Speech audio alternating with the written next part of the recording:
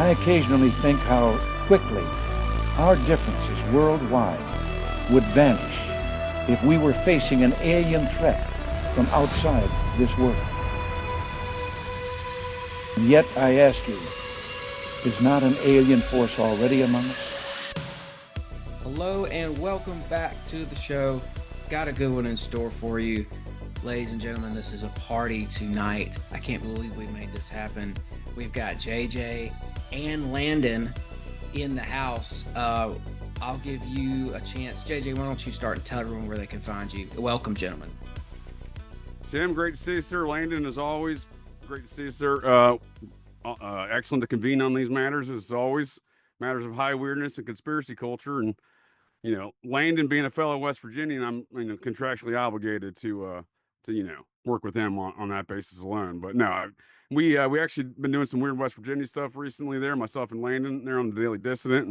And Tim, you and I have had some real barn burners on some ancient American stuff as well. And I caught your all's ancient American conversation, you and Landon. So I'm looking forward to this conversation. JJ Vance, host of Operation GCD, and not the vice president. Cool, man. Happy to have you. Happy to do this again. Landon, tell them your deal. Awesome. This is Landon. I host the Daily Dissident on Spotify or wherever else you guys get podcasts. Doing some cool things over there, just not heavy at the moment. I got some dates lined up for a few guests, but the booking end is quite hectic, as you guys can both agree upon. It's hard to get everyone there at one time, you got life going on, whatever, but hopefully I'll have an episode. Well, they can go check out the stuff that you have up. Yeah, I have plenty of stuff up so far. But if you guys are looking for some more stuff, you can head over to the Daily Distant where we get podcasts. Other than that, I'm ready to rock tonight. It's going to be a good show, so excited for it. Yeah, JJ, good to see you as well, brother. Yes, sir. Yeah, this is wild, man. We got 3 personalities under one roof. I can't believe we haven't done this yet, but I'm happy we're here. Right. I think we're going to get into, from what I understand, we're getting into weird West Virginia and beyond, just America's occult landscape in general. What makes this place so mystical? Because I do think it's more magical than we realize. I also think it can get pretty dark. One of my favorite stories that I've come across is the story of the founding of St. Augustine, which they say is America's oldest town. Well, it was founded by French settlers who were they were on the run, evading child sacrificing giants. And so they made it to St. Augustine at night. They left at night and sort of were running from these people. So they went to Florida and they got as far as they could get, I guess, and they settled on that east coast shoreline of Florida. But it's the backstory.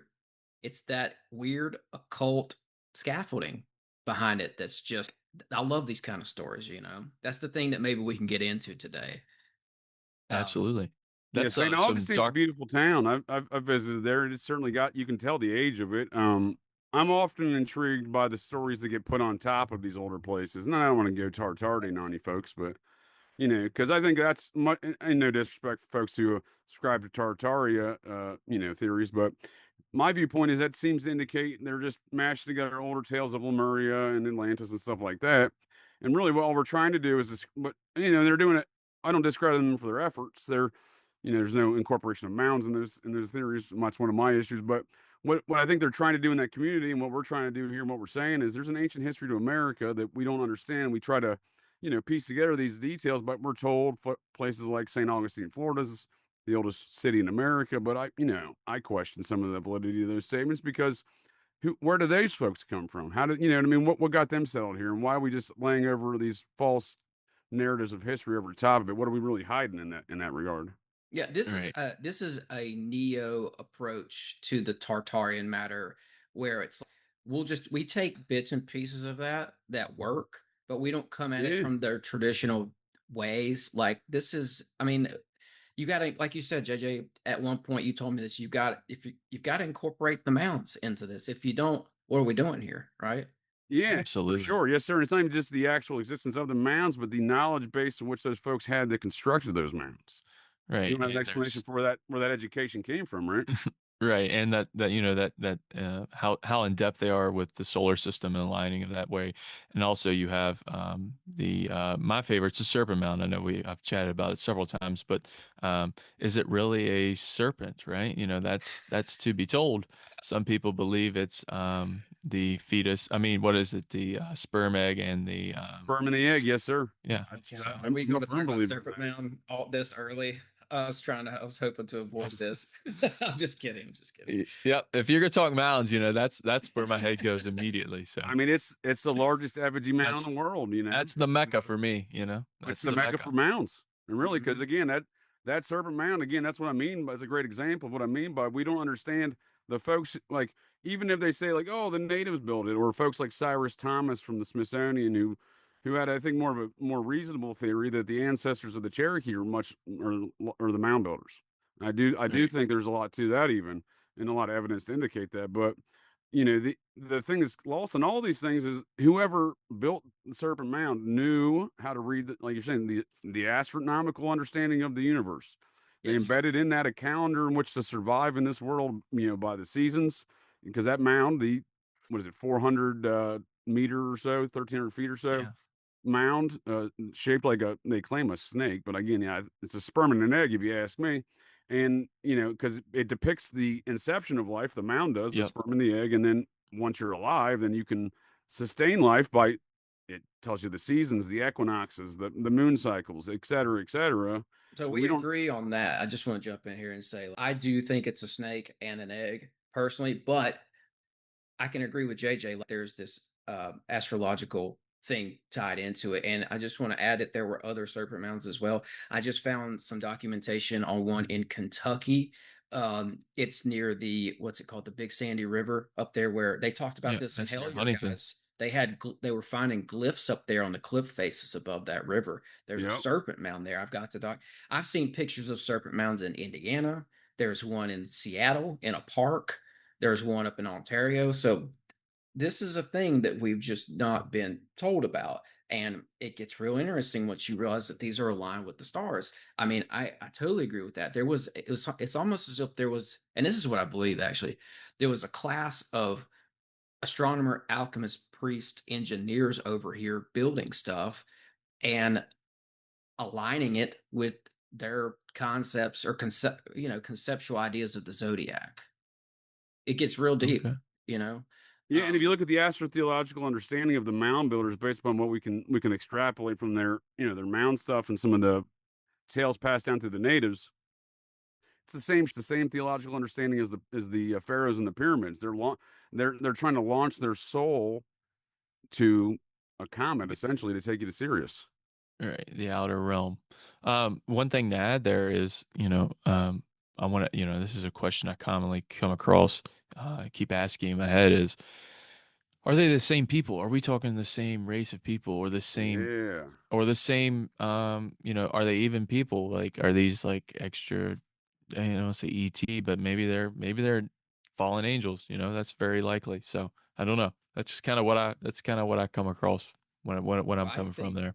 That the mound builders, at least some of them, were giants. And I think too, like, there were probably groups of different people coming over here throughout the centuries and the millennia. They may have been the same bloodline, though. So there may have been. No, you're right. You're spot on, sir. It is a bloodline thing. I totally agree with that. Yeah. Now, in West Virginia, JJ, I don't know if you're familiar with down there in Wyoming County. Now, that is allegedly to be a part of the Delphi, right, or the Delphi out of Ireland.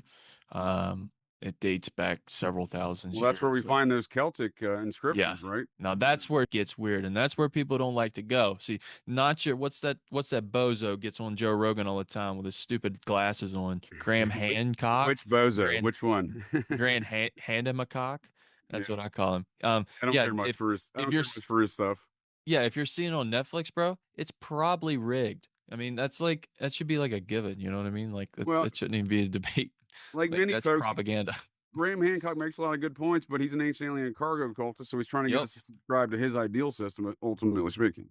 Yeah, I mean, if he was a realist, he would say, "Hey, believe this or not. It's up to you." You know what I mean? Like, you don't. I'm not trying to push anything on you, man. Here's the evidence that I found. If you Yeah, like it, great. If not, kick rocks. You know, that's I'm. kind of how I feel. I don't think you're wrong in that He's perspective, sir, at all. No. done some good. He's done some good. He's shown a lot Hey, of I'm light not on throwing it all out. like I'm a not lot of. throwing it all out.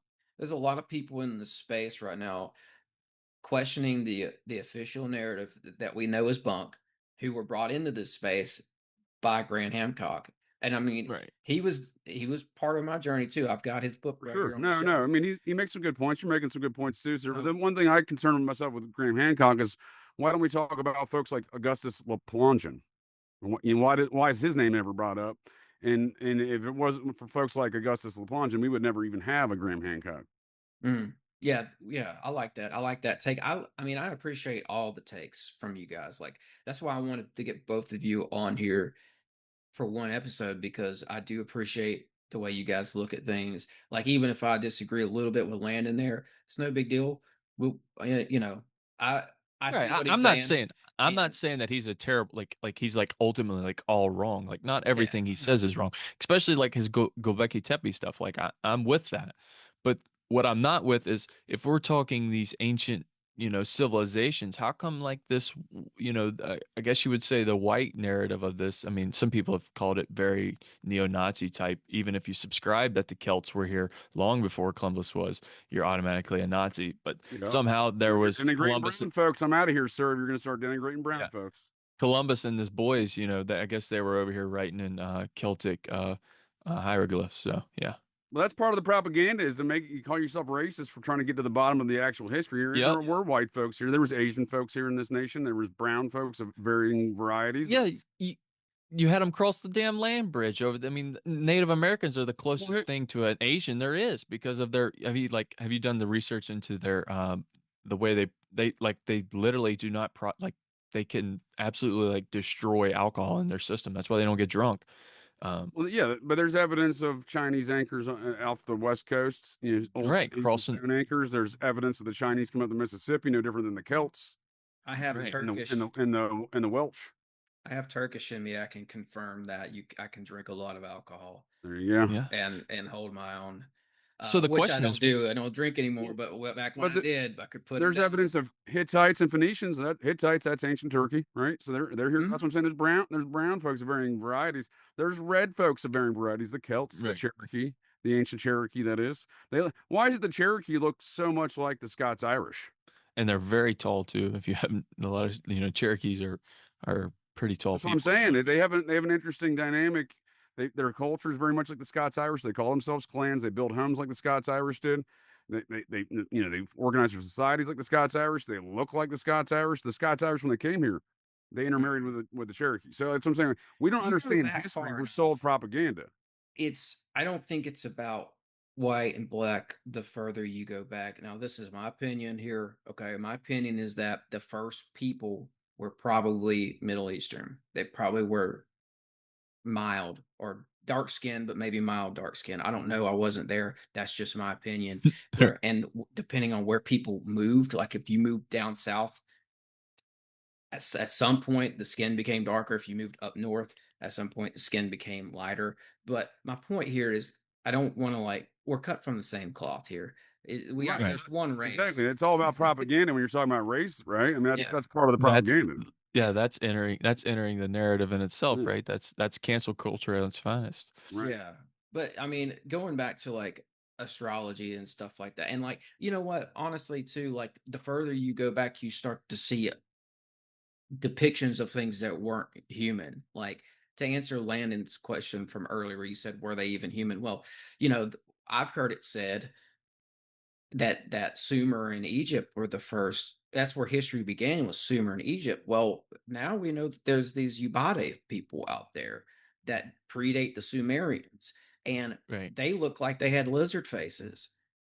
Yep. And a lot of them are like, what are we talking about here? And if you look in the Anunnaki, right? If you go with that narrative, I mean, I don't know if I fully believe it, but I mean, where there's smoke, there's usually fire. So I'm not throwing. Well, we know there's some biological differences from the giants that built the Adena mounds. They were buried to the base. They had double rows of teeth. They were on average 7 foot, 7.5 feet tall.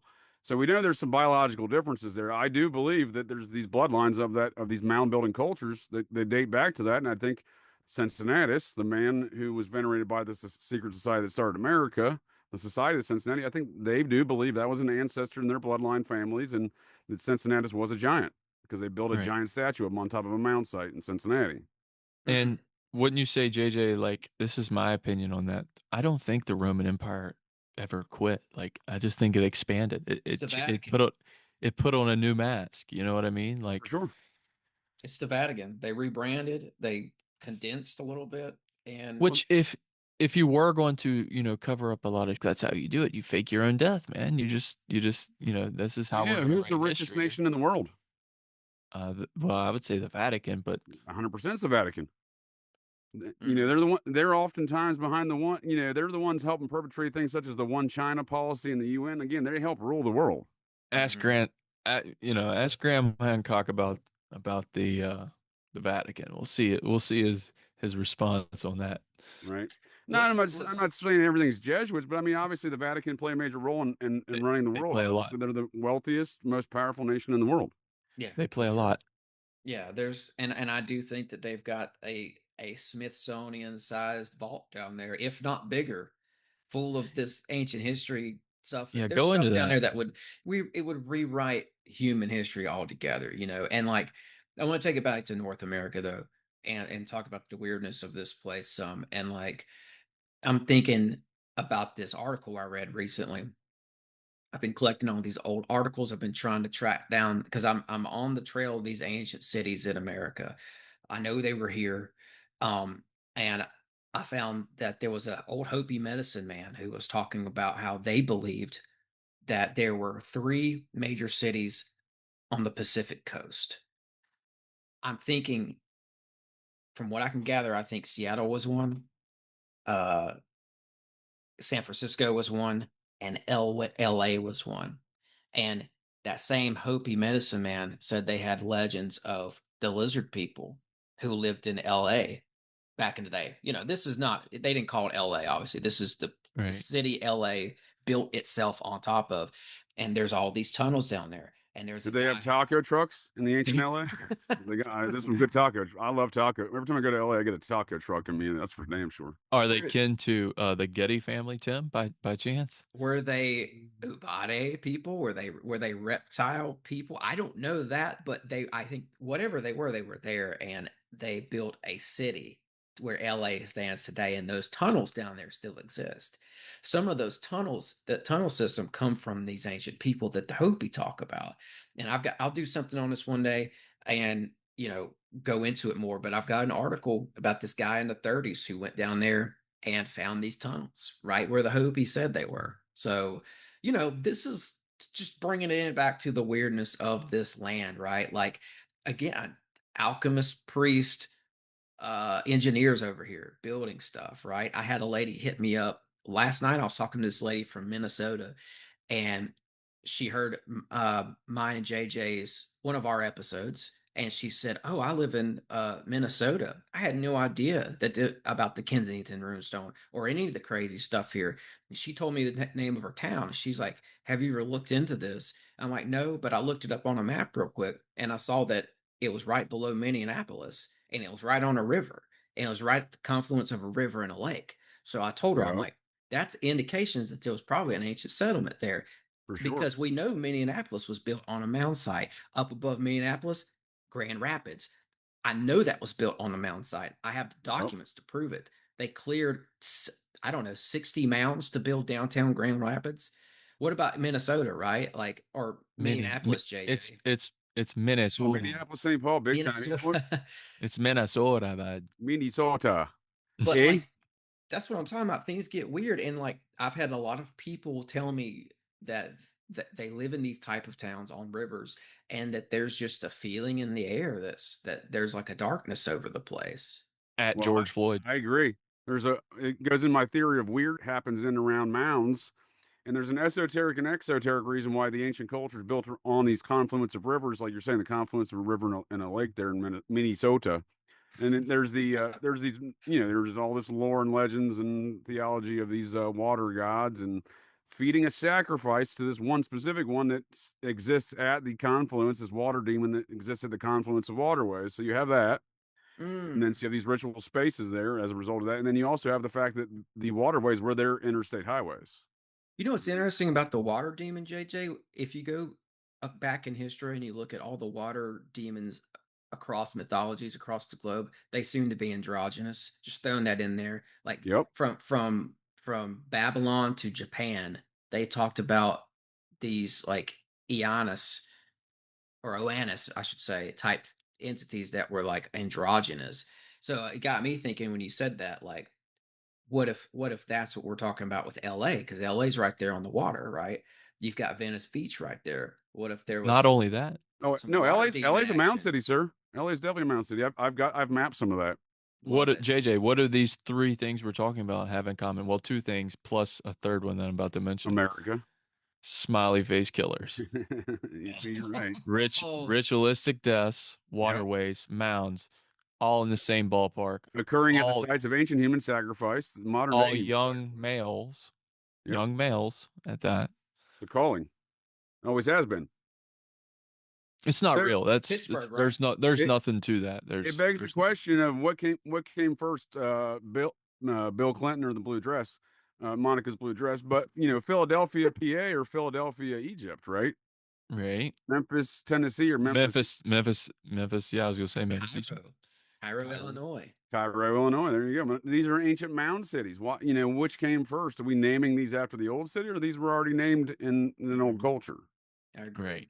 And notice how they say founded, not opened, Well, or because that is founded. Yeah, no, that's a good point. So on these theories of Tartaria and the founding, I'm not going full Tartaria, but I I'm am not saying going- they do say I'm not they going do say founded. You never want to go full Tartarian, sir.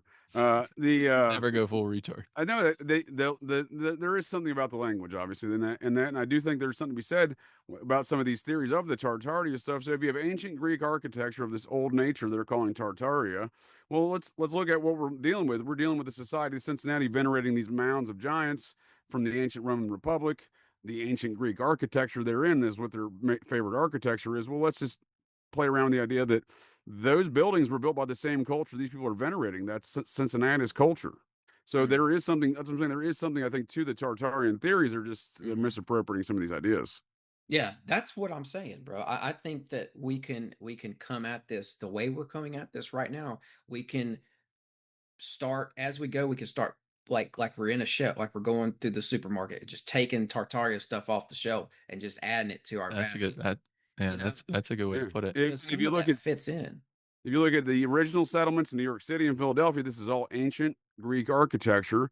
The same ancient Greek architecture we see at the U.S. Capitol building. Benjamin, all the society of Cincinnati designed things in the ancient Greek architecture down to the Edina Mansion in Chillicothe, Ohio, where we get the name the Edina Mounds. Chillicothe, of course, being built on a mound site. So I think that was a capital for the mound culture, the Edina mound culture. That was their capital city. What do you think about this theory, guys? So, as we're speaking of all these different things in Tartaria, for example, one thing I will mention that I find very weird is you do any digging into it's a reset of some sort, because anytime you do any type of digging into these cities, for example, there's always a fire started by a cow kicking over in a lantern around 1890 to about 1911. It seems to keep a reoccurring around that same time at Chicago, at Richmond, Virginia. That's a fantastic point, sir. Have you gents seen have you seen the number of state, not the local lodges, the state free Masonic lodges, right? The headquarters of each state. Have you seen the number of those that have burnt down over the years around the same time frame you're talking about? I have not. I've never picked up on that. Yeah, it's very interesting. So, in the basement of the George Washington Masonic Lodge in Alexandria, Virginia, the giant ziggurat looking building they built there in George's honor, he joined Freemasonry, I think, at age 18 or 19, maybe, when he lived out in Winchester, Virginia, when he met the Vance boys there. He was the surveyor assigned there for the colony of Virginia from his brother's father-in-law. His brother, older half-brother Lawrence, was married to was it Governor Spotswood, I think, maybe at the time, Alexander Spotswood, maybe. Anyhow, Fairfax, maybe it was Governor Fairfax. Yeah, Lord Fairfax. So that was Lawrence Nasty Brit. Washington's father-in-law. So George got himself a job as a result of that, right? He also got himself Lawrence's U.S. British Army colonel position when Lawrence passed as a result of that. So that's how he got, was a 24-year-old British, in charge of the Virginia militia, basically, as a result of his brother's passing. But in the relationship they're in. But so while we're on George Washington, I got to bring something up because I just listened. It was last week. I listened to a show you two gentlemen did on, I think it was the Weird West Virginia show. I think. And I had this really crazy synchronicity, right? Like, so I'm listening to you guys talk, and you talked about how George Washington had some sort of a farming operation going on in Point Pleasant. I'm going to talk about that in a second, but I got to tell you about this sink, right? So I heard that, my ears perked up. I'm like, oh, I've never heard this before. This is interesting. Well, somebody left a comment on one of my shows on YouTube saying, hey, did you know that George Washington had land and farming stuff in Point Pleasant? And I was like, I just found out about this like a couple hours ago. And then I looked at the comment. I'm like, oh, That's weird. The comment was left 2 hours ago. That's when I was listening to you guys say it on the show. So it's like this dude was leaving a comment about that at the same time that I'm learning it by listening to y'all's episode. That was so crazy. I don't think it's crazy, Tim. And I want to clarify that because I think a lot of people just keep brushing things off. Like too many coincidences are too many coincidences most of the time. You know what I mean? Like things don't line up that way for no reason. I think it's some type of vibration frequency we're on together at certain times. I know it's a little woo woo out there, but that's kind of where I'm at with it. I think that we experience things purposefully. I just don't believe in the idea of randomness and chance. I mean, of course, that's somewhat of the believing, but I also am not like this crazy numbers guy who's like strictly only dating this Sagittarius, or I don't buy into all that stuff. But I do buy into. Landon doesn't send me text saying, well, this is what the gematria says. Right. Yeah, I'm not into that. So, but I am into, everyone kind of on the same frequency. And I think we could probably tap into more of that. And I think that's what they were doing with the mounds. I think they were tapping into some type of frequency to communicate with other mounds or something. I don't know. Well, there's geomancy involved. There's necromancy. There's geomancy. There's all. That's where it gets wild. Well, that's so, and I agree with you, man. Like, so there was something, I'll say it because I'm not too shy with the woo woo stuff, right? Like, this is the Sixth Sensory podcast. Yeah, maybe there's something to that. Like that information that you guys were laying out in that show was pertinent to my research. That's why my ears perked up the first time.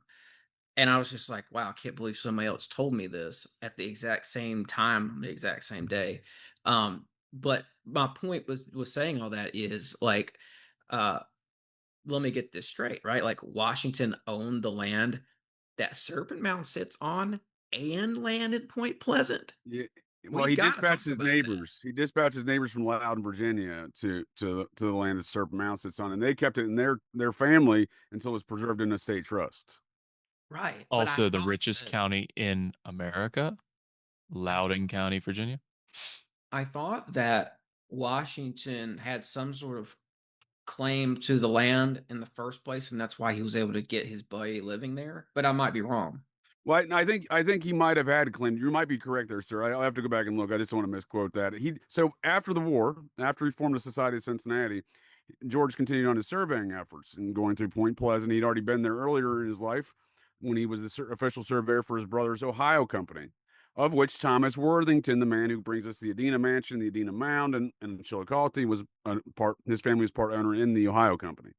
This was a King James sanctioned effort for land real estate, development from Jamestown forward, and then went through various evolutions. But the Washington family was obviously a big ownership in that family, and George was a surveyor. And after the war, he continued on to the Ohio country, so he surveyed. I think you're right. I can't quote the exact record that he surveyed and had ownership of Serpent Mound, but he lost 23,000 acres of land in Southwest Ohio after he became president. And he surveyed this stuff after the war and gone through Point Pleasant, he was setting up farming communities on mound sites, nonetheless, all the way to Cincinnati. So he surveyed Cincinnati before the society set up shop in 1794. Yeah. Is that right? And that's your take, right, JJ? You think that this whole thing was a land dispute. It wasn't a revolution. It was a revolution of taking land. You know, No, that it's was control of the mounds. right. Because the That's Jesuits. again So as soon as the Jesuits invade Ohio, they start setting up on mounds. because they're trying to tap into that power, bro. Yeah. They're trying to summon some demons. That's what they're trying to do. But think of how many mounds were destroyed, folks in Minnesota. That should be known as the land of 10,000 mounds. Used to be more like 100,000, but it's known as the land of 10,000 lakes. But think about how many mounds have been destroyed. Some intentionally, some unintentionally, some purposely to get the power from it. Some just over the nature of time in this country. But for example, there used to be hundreds of thousands of mounds in Ohio just around Chillicothe, stretching out in a bullseye fashion. So Chillicothe would be the center of the bullseye. They the further away you get from Chillicothe, they get a little bit more sparse, but nonetheless, we used to have a vast amount of mounds here, and if it wasn't for George Washington and those surveys in the Society of Cincinnati, we would have no such mounds. Yeah, I wanna correct something I said a minute ago too, because I was talking about the woo-woo thing, and I'm like, yeah, this is 6th Century podcast. I also want to say that this is also Operation GCD podcast and Daily Dissident podcast. Just wanted to correct that. I appreciate that, sir. On that note, if you want to talk about the nature of time and woo-woo stuff, I'll talk about that all day, sir. That's one of my most it's one of the topics that most fascinates me the most. Well, but my greater point here absolutely. is it's Landon talks about was bringing up the how many coincidences is a coincidence? That whole thing. Like, it's beyond coincidence that Washington had land in two of the most mystical places in this country, that being Serpent Mound and Point Pleasant, because everybody knows about the Mothman case. When people think of high weirdness, especially in Appalachia, they think about Point Pleasant. And it's not a coincidence. It's the same topic, sir. You just mentioned the same topic, and we just don't talk about the back half of that. We talk about the front nine, not the back nine, if you will. We talk about golf, probably because golf courses are built on mounds. If you think about it, I was getting ready to say that, bro. I was getting ready to say, are you guys subscribed to the theory that all these mounds, and that's why Trump owns so many mounds? That's what Donald Trump is the largest private mound owner in the world. I will debate anyone on that topic. I've tracked it myself. In fact, what do you think? Do you think there's validity to this, JJ? Absolutely, and I'll give you a couple examples. Mothman, the first two sightings on mound sites, the TNT Factory and Mason County, West Virginia Country Club, which is built on a mound. So Donald Trump used to have ownership in the Mound Builders Country Club in Newark, Ohio. It's no longer private. It's now a public course. Went through a couple machinations of legal disputes because they wanted to destroy it all together. So that was built as Mound Builders Country Club, built on mounds in Newark, Ohio. Now Newark's an interesting site. Today, I've spoken to surveyors, and I'm happy to, if someone wants to debate me on this, because people tell me I don't know what I'm talking about, talk to a surveyor. We cannot do 50 acres straight lines and then build a mound in the straight line on top of that line. They can't even shoot a line of a laser in their technology that far. Yet the folks that built Newark Earthworks did so with 50 acres geometric shapes that are aligned with the stars. And there was a 70-mile highway known as the Hopewell Highway with 6 or 7 foot mounds on both sides, running that entire distance all the way down to Serpent Mound. Okay, wow, that's crazy. So this is what I mean by things that have been destroyed. But as far as Point Pleasant goes, that is what started the war of 1776. So we're often described as the Mothman situation as being derivative of some sort of curse from Cornstalk. And now that curse from Cornstalk is the war I'm talking about. So that battle took place nearly, I think, approximately 5 months before the shots were fired on Lexington and Concord. So we're talking, November of 1774, I believe. And that's the Battle of Cornstalk there in Point Pleasant. That is the attack on George Washington's farming community he'd already set up. Because, again, this was part of his earlier initiative in the Ohio Company before the war. Awesome. You mentioned that, JJ. Both of our family members fought there, yours being George Washington, and mine was, it's stumping me. I'll get back to you with that. But anyways, you are correct. So I had a couple of forefathers there on Team Washington. So this is out here too. Before we move off of Point Pleasant, that there might be a Pazuzu connection. Andrew Lewis, sorry. To the Mothman. So it's like, let me see if I can lay this out for you. So the way people depicted the Mothman looking, right? Like a humanoid with these wings. Almost like gnarly butterfly wings, right? Well, Okay, but hold on. Let me just run with it for a second. If you look at the god Pazuzu, or the entity Pazuzu from the Babylonians, had little images of him. He looks just like the Mothman. And what it gets weirder is when you look at the Piazzu bird that's on a cliff face in Alton, Illinois, right off the Mississippi. There's a Babylonian looking entity there with wings and like a dog face kind of a thing and like four limbs. So I don't know that one, sir. yeah, I'll try to find the pictures so I can make sense of what I'm trying to say here. But like basically in ancient Iran, you had these entities on stone blocks that were like they look kind of like beasts with wings. So there might be some sort of a Piazzu Pazuzu connection here with the whole Mothman thing. Okay, that's weird. Yeah. So we're talking this incarnation So- of Mothman. Yeah. This is Lord's Dunmore, Lord Dunmore's war, right? JJ, we're speaking Yes, sir. about. Yeah, that was Andrew Lewis. So that's weird coincidence too. Nobody's talking about this, man. That's what I'm saying. That's too many coincidences. You know what I mean? Like, Well, that's what's the the whole- chances of me and JJ having same forefathers that fought in the same war, talking about the same thing on this podcast? And Tim, you probably do too.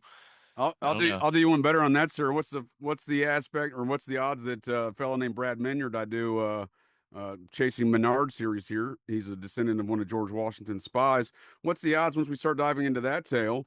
He found me through discovery of the Society of Cincinnati, and me being one of the few folks talking about it on the interwebs.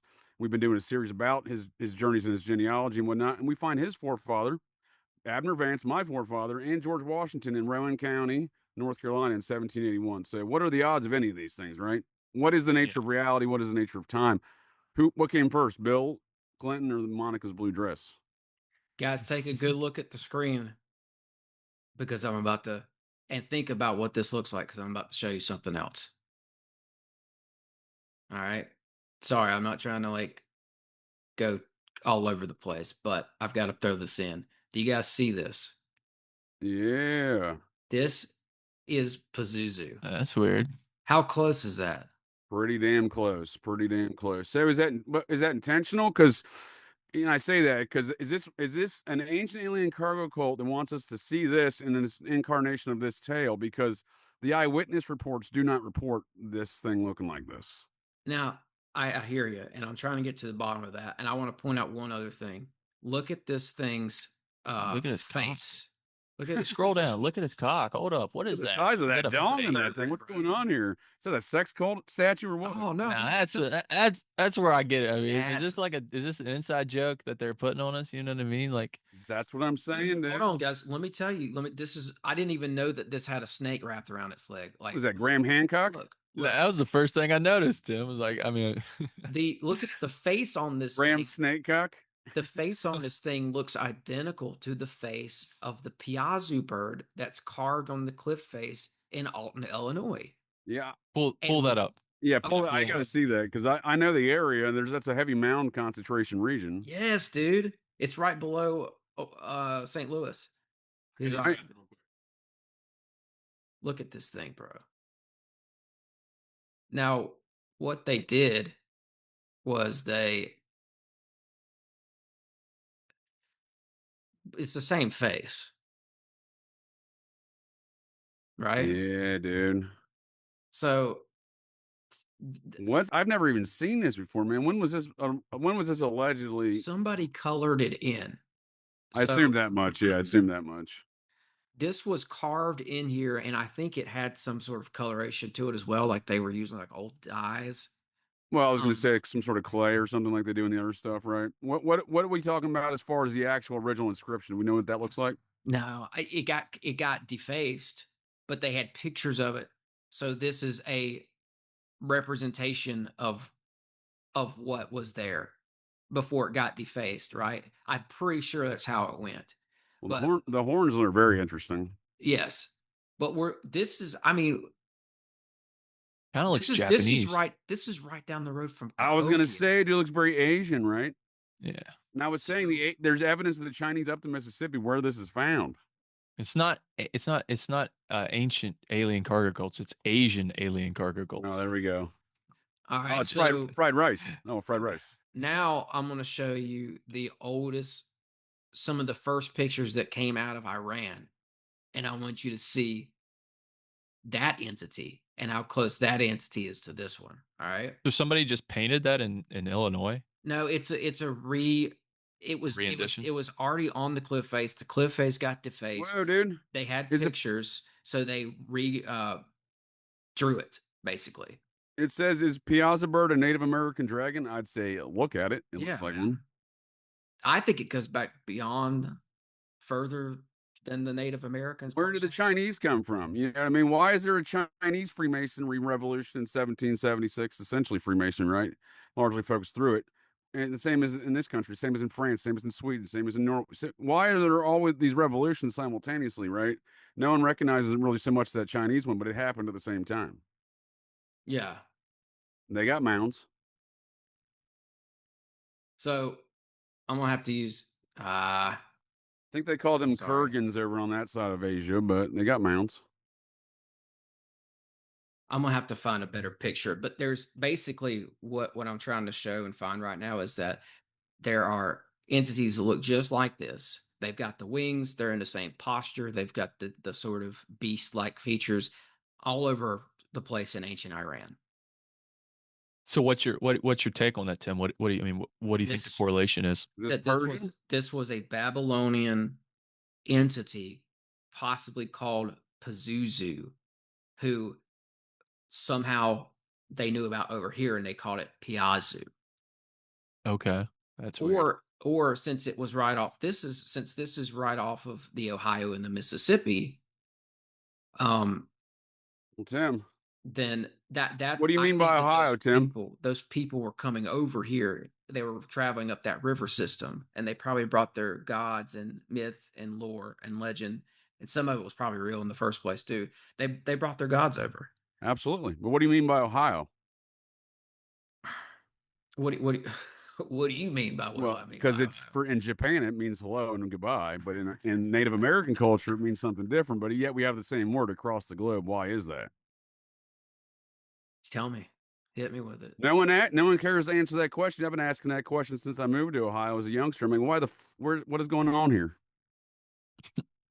Well, I don't know. Why don't you tell me what I said? Yeah. Well, and I'll tell you something else. You know what I mean, though? We recognize we have the same words across varying cultures. Oh, yeah, for sure. You know, we say Ohio River, but like we don't realize, well, that's a very common, word in the Japanese, vernacular every day. I think that this was. I think it's like their aloha, right? I might be mistaken. There is a word in Japan. I think it's their version of aloha is Ohio. But how did aloha start? Is it a variation of Ohio? It sounds a lot like it, right? Let me get this straight, Jay. You think the Ohio State Buckeyes are pretty much 1942 Japanese? I think we are lied to across time and space. And each time they rehash these new lies and new propaganda every time. It gets real funky as you keep stacking lies over on psyops on top of psyops and lies on top of lies over centuries and millennia around the same. So why do we have the Ainu people in the 13th century, 12th century northern Japan?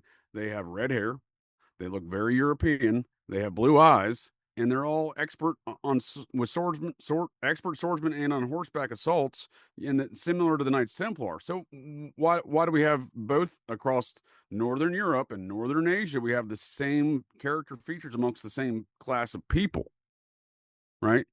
So again, it's not just Ohio and Ohio. We see the character traits, right? The Ainu people are not Japanese. They've over time have. This was the samurai class of the people there in Japan. And again, they have, to date, they still have red beards and blue eyes. And to my understanding, my red beard and blue eyes come from one place, and that is the island nation of Iberia, Ireland. See, and I think, too, that some of this goes back to Noah's sons. This is my opinion. But oh, wow. I've been tracking the movements of Shem, who's one of Noah's sons. This is about to get wild. Basically, what that ship that they were on, that arc that they were on, which ties into the everybody's flood legend. Every culture has a legend of this. Yep. When those guys got off that ship, and I think they were real people, because I can track Shem's movements through history, and I've been doing so. He went down to those three sons of Noah went out and established. They traveled the world and they established cities along the way. I think some of them made it out to Japan. That's where I'm going with that to tie in with JJ's saying. But also Shem went down into Yemen, and there's like 3,000, 2,000 to 3,000 year old cities in Yemen, still there, still people living in them, and they have high rise buildings. These guys What? knew, yes, there's an ancient city in Yemen that has high rise buildings, and it's got legends of like Queen of Sheba being involved with it, and like Shem. The local legend is that Shem built it and established it. So I'm just throwing that in. Like I'll talk more about the Yemen cities on another episode because I still have some research I want to do on that.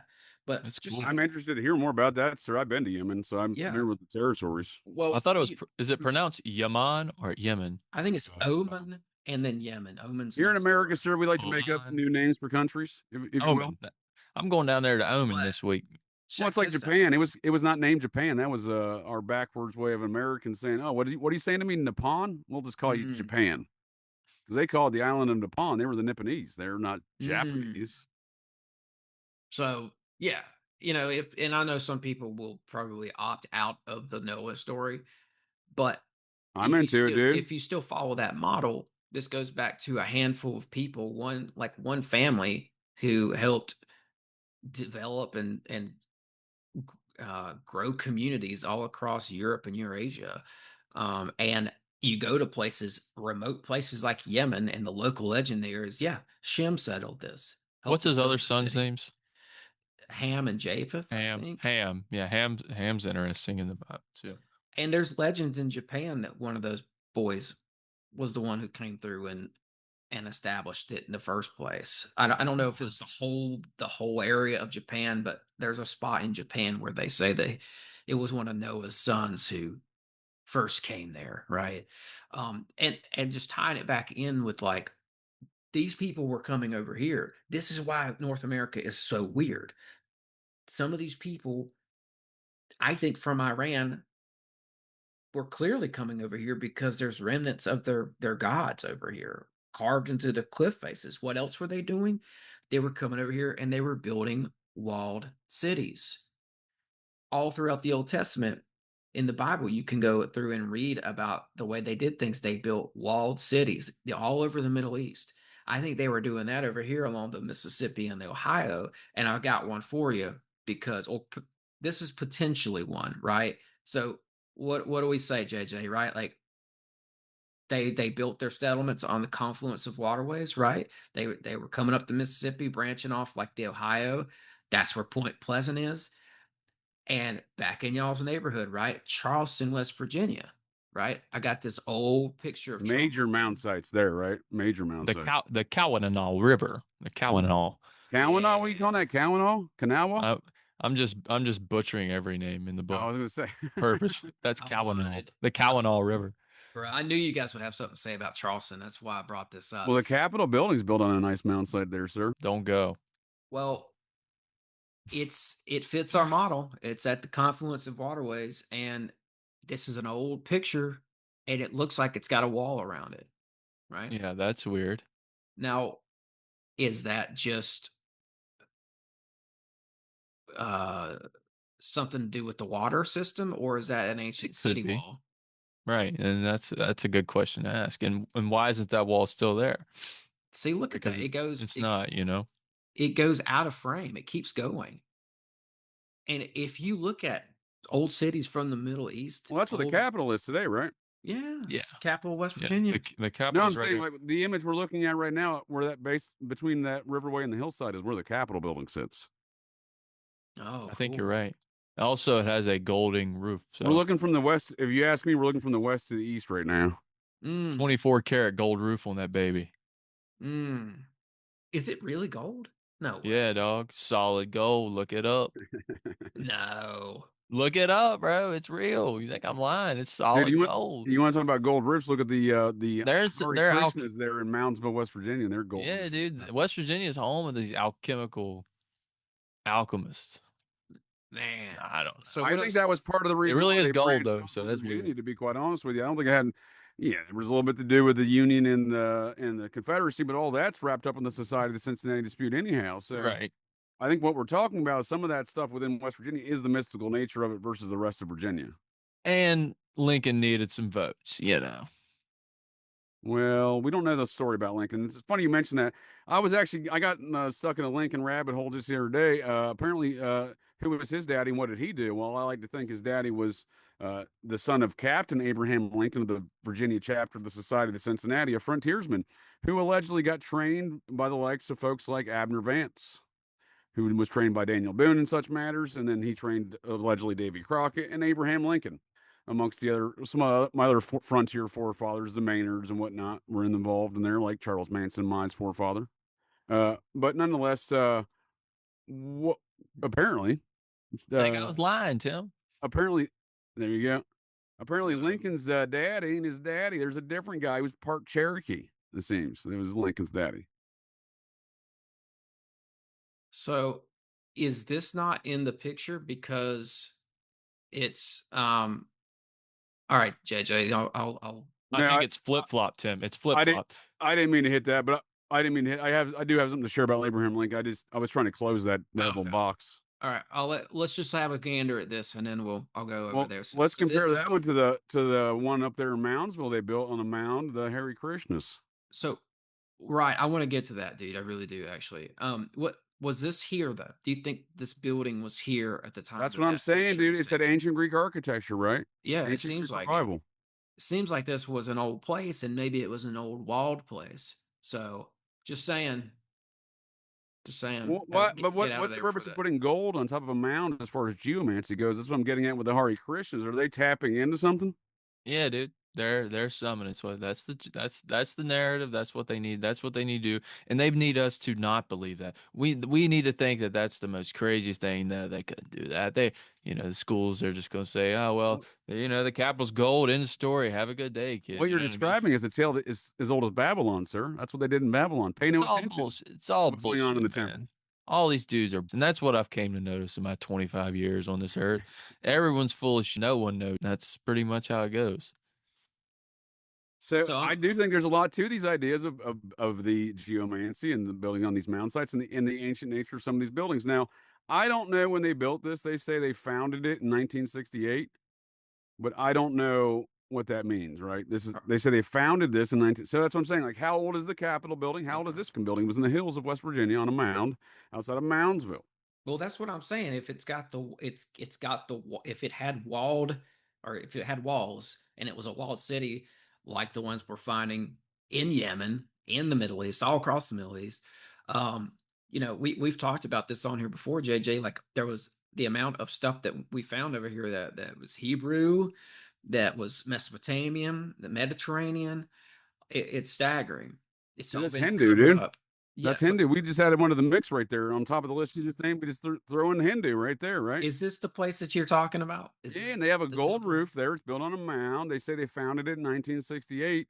The leader murked some of its followers in the 90s. It's kind of a spook operation at that point. But I don't, dude. When I first heard about this, I'm like, well, when the f did they build this? This is the 90s, and there was no Wikipedia as the source of Right. all information on the interwebs at the time. But the stories I got there, I'm like, oh, it's been there longer than they say it has. So again, I don't know these. There's probably has been longer than they say it has. Mm-hmm. This is wild. Oh my gosh, why? Didn't mean to click on that. Yeah, it's super crazy though. You know what I mean? Just that this place is there. I want to Yeah. go there. So this is in Moundsville, West Virginia, right? Yes, sir. So Just man, outside of downtown and corporate limits of it, but yes, sir. a lot of people don't know this is there. So I'm glad we're pulling it up and look at the inside of Look this at the gold place. roof on this bastard too, though, Yeah. right? Yeah. Love them gold roofs. There's something maybe That's why we have related to frequencies with these gold roofs. I don't know. I mean, they say that I've heard it suggested that some of the mounds had gold tops or even copper tops to them. Right. That's the alchemical process, right? Everything into gold. That's the whole thing. So what are they saying? Are they saying that our thoughts or our what we're doing in this building is, we're transforming it into gold, right? Or well, whatever you view as gold, because it seems like these buildings are over the top, especially the capital of West Virginia. If you've been to Charleston, dude, and you walk through that place, and you're like, what is that doing up there? You know what I mean? Like, why is that gold in Charleston? Like, that's kind of what I think. Because Yeah. if you've never been to Charleston, it's pretty bad. Well, not only that, sir, it also, if you look at it in the regards to just the architecture, I'm a big fan of architecture, especially this Greek revival I've been tracking of the Society of Cincinnati nature for so long. And if you go to Belvedere, Illinois, a site of a smiley face killer victim in Boone County, named after Society of Cincinnati, uh, Daniel Boone, Boone County, Illinois. Belvedere is the name of the town. They did a I've tracked these things. They did a ritual to destroy the mound. They claim to use the contents of that mound, like the Ohio Capitol mound and Capitol building. They claim to use the contents of that mound to build the cornerstone of the building, of the county building. The county building is an ancient Greek revival, though, right? So it's the same style. Are they continuing to build? Were these things already there? I think there's an argument to be made. They were already there, right? There you go. So now we're in the shopping aisle. We're grabbing a little bit of Tartaria for our box. Exactly. There you go. And again, it's there's some elements to that. I think there's some validity to, and it's the same folks. So it's the same folks saying, did they build it, or are they just saying they founded it, right? So but we see the same pattern: mounds, Society of Cincinnati, the name game, etc. And as we said before, modern day human sacrifice on the sites of ancient human sacrifice. And this guy in particular I'm talking about, Kyle Rogers was his name. It's May of 2019. He left a concert there in Belvedere, Illinois, a small venue, and was never seen for a few days. And they searched the exact spot he's found on camera with the news, even videotaping these things 3 hours before he's found in 6 inches of water at a mountainside across from a park, and 6 inches of water in a river. So that's a great, I think that town, like there's a great example of all of the things we were kind of discussing thus far relative to these mounds. Yeah, absolutely. One thing real quick, because you said something that I think it kind of confirmed something for me, JJ. You said in regards to this temple in Moundsville, West Virginia, with the gold top, this strange temple there. You said that there's spook activity with this place. Well, let me tell you why that's interesting to me, right? Because I was looking into this place a little bit, and I started thinking, oh, I get the feeling that there is high tech government stuff here, a government program going on here, because this is West Virginia. It's DC's backyard, and it reminded me of like they did the same thing with this Brother Sunburst guy out in California, right? Brother Sunburst had a yogi UFO community thing going on out there, and he was next door neighbors to Reagan, who's a UFO president. I can break that down. He's a major occultist, likely process. And yes, sir. This guy Sunburst, with his shady intelligence back channels, was tasked with storing some really wild Tesla tech out there in California, on next door to Reagan, right? The UFO president, right? So I'm thinking that I was thinking there's got to be some spook stuff going on with this temple.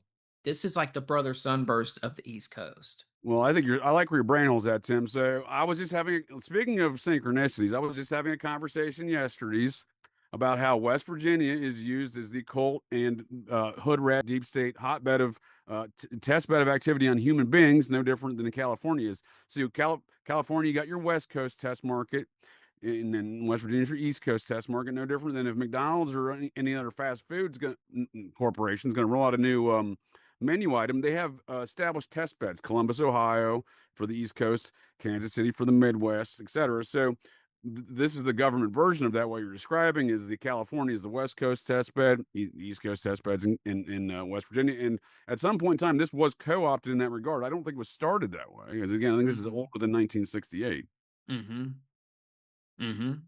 Yeah, I'm with you, man. Were you a well-traveled man? And I'm not being facetious in the occult sense, because I know folks that are you a traveling man, but in the 90s, dude, I started flying real early. Like I was probably 6 or 7. I flew for the first time by myself. and just flying around different family members' houses, getting shipped around places, that kind of deal.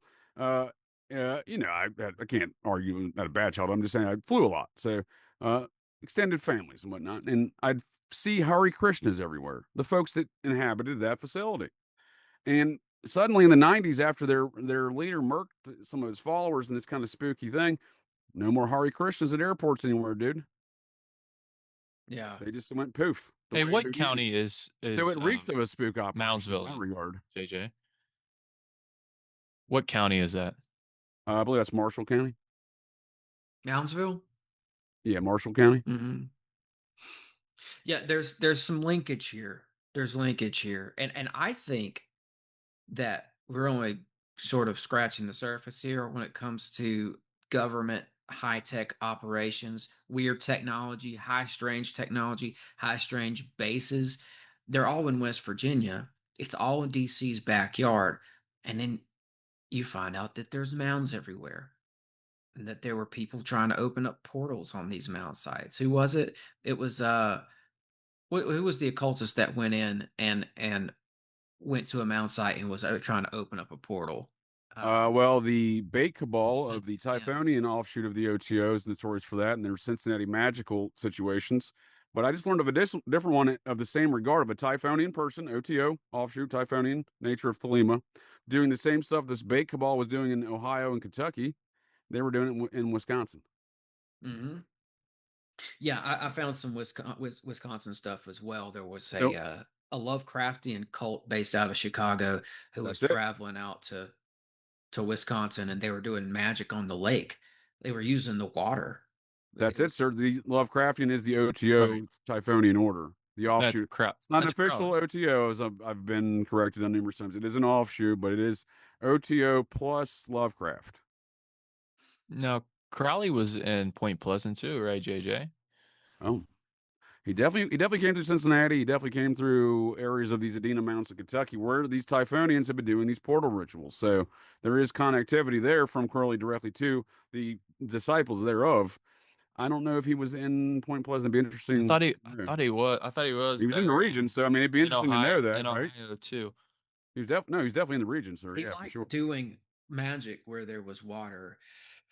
He holed himself up on an island in New York.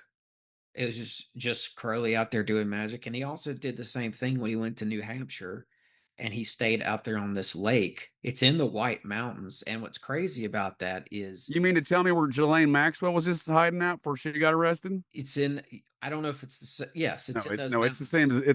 It's the same exact vicinity. Well, I'll do you one more. It's also where a couple years later, Betty and Barney Hill, the most famous UFO adult. It's you can see. So I looked at it. And I talked to Alexander Petikoff about this too from Small Town Monsters because he's been out there and he was showing me. He showed me the peak, one of the peaks where Betty and Barney Hills had this incident. Right, they saw this UFO come around this peak of this mountain. If you can stand on Crowley's Mountain that's near this lake and see where the Betty and Barney Hill incident went down, you can see it from where Crowley was doing magic. So and from where Ghislaine Maxwell was hiding for no good reason. She's a French citizen. The French have not extradited a French citizen since 1794, and for some reason she said, "I'm need to go to New Hampshire." yeah, I know. Boy, they gave her a big old house out there in the middle of nowhere. It's like 10 minutes from the Betty and Barney Hillside, I believe, or 10 miles. Oh, really? Isn't this the first instance of the Men in Black too, right? Betty and Barney Hill.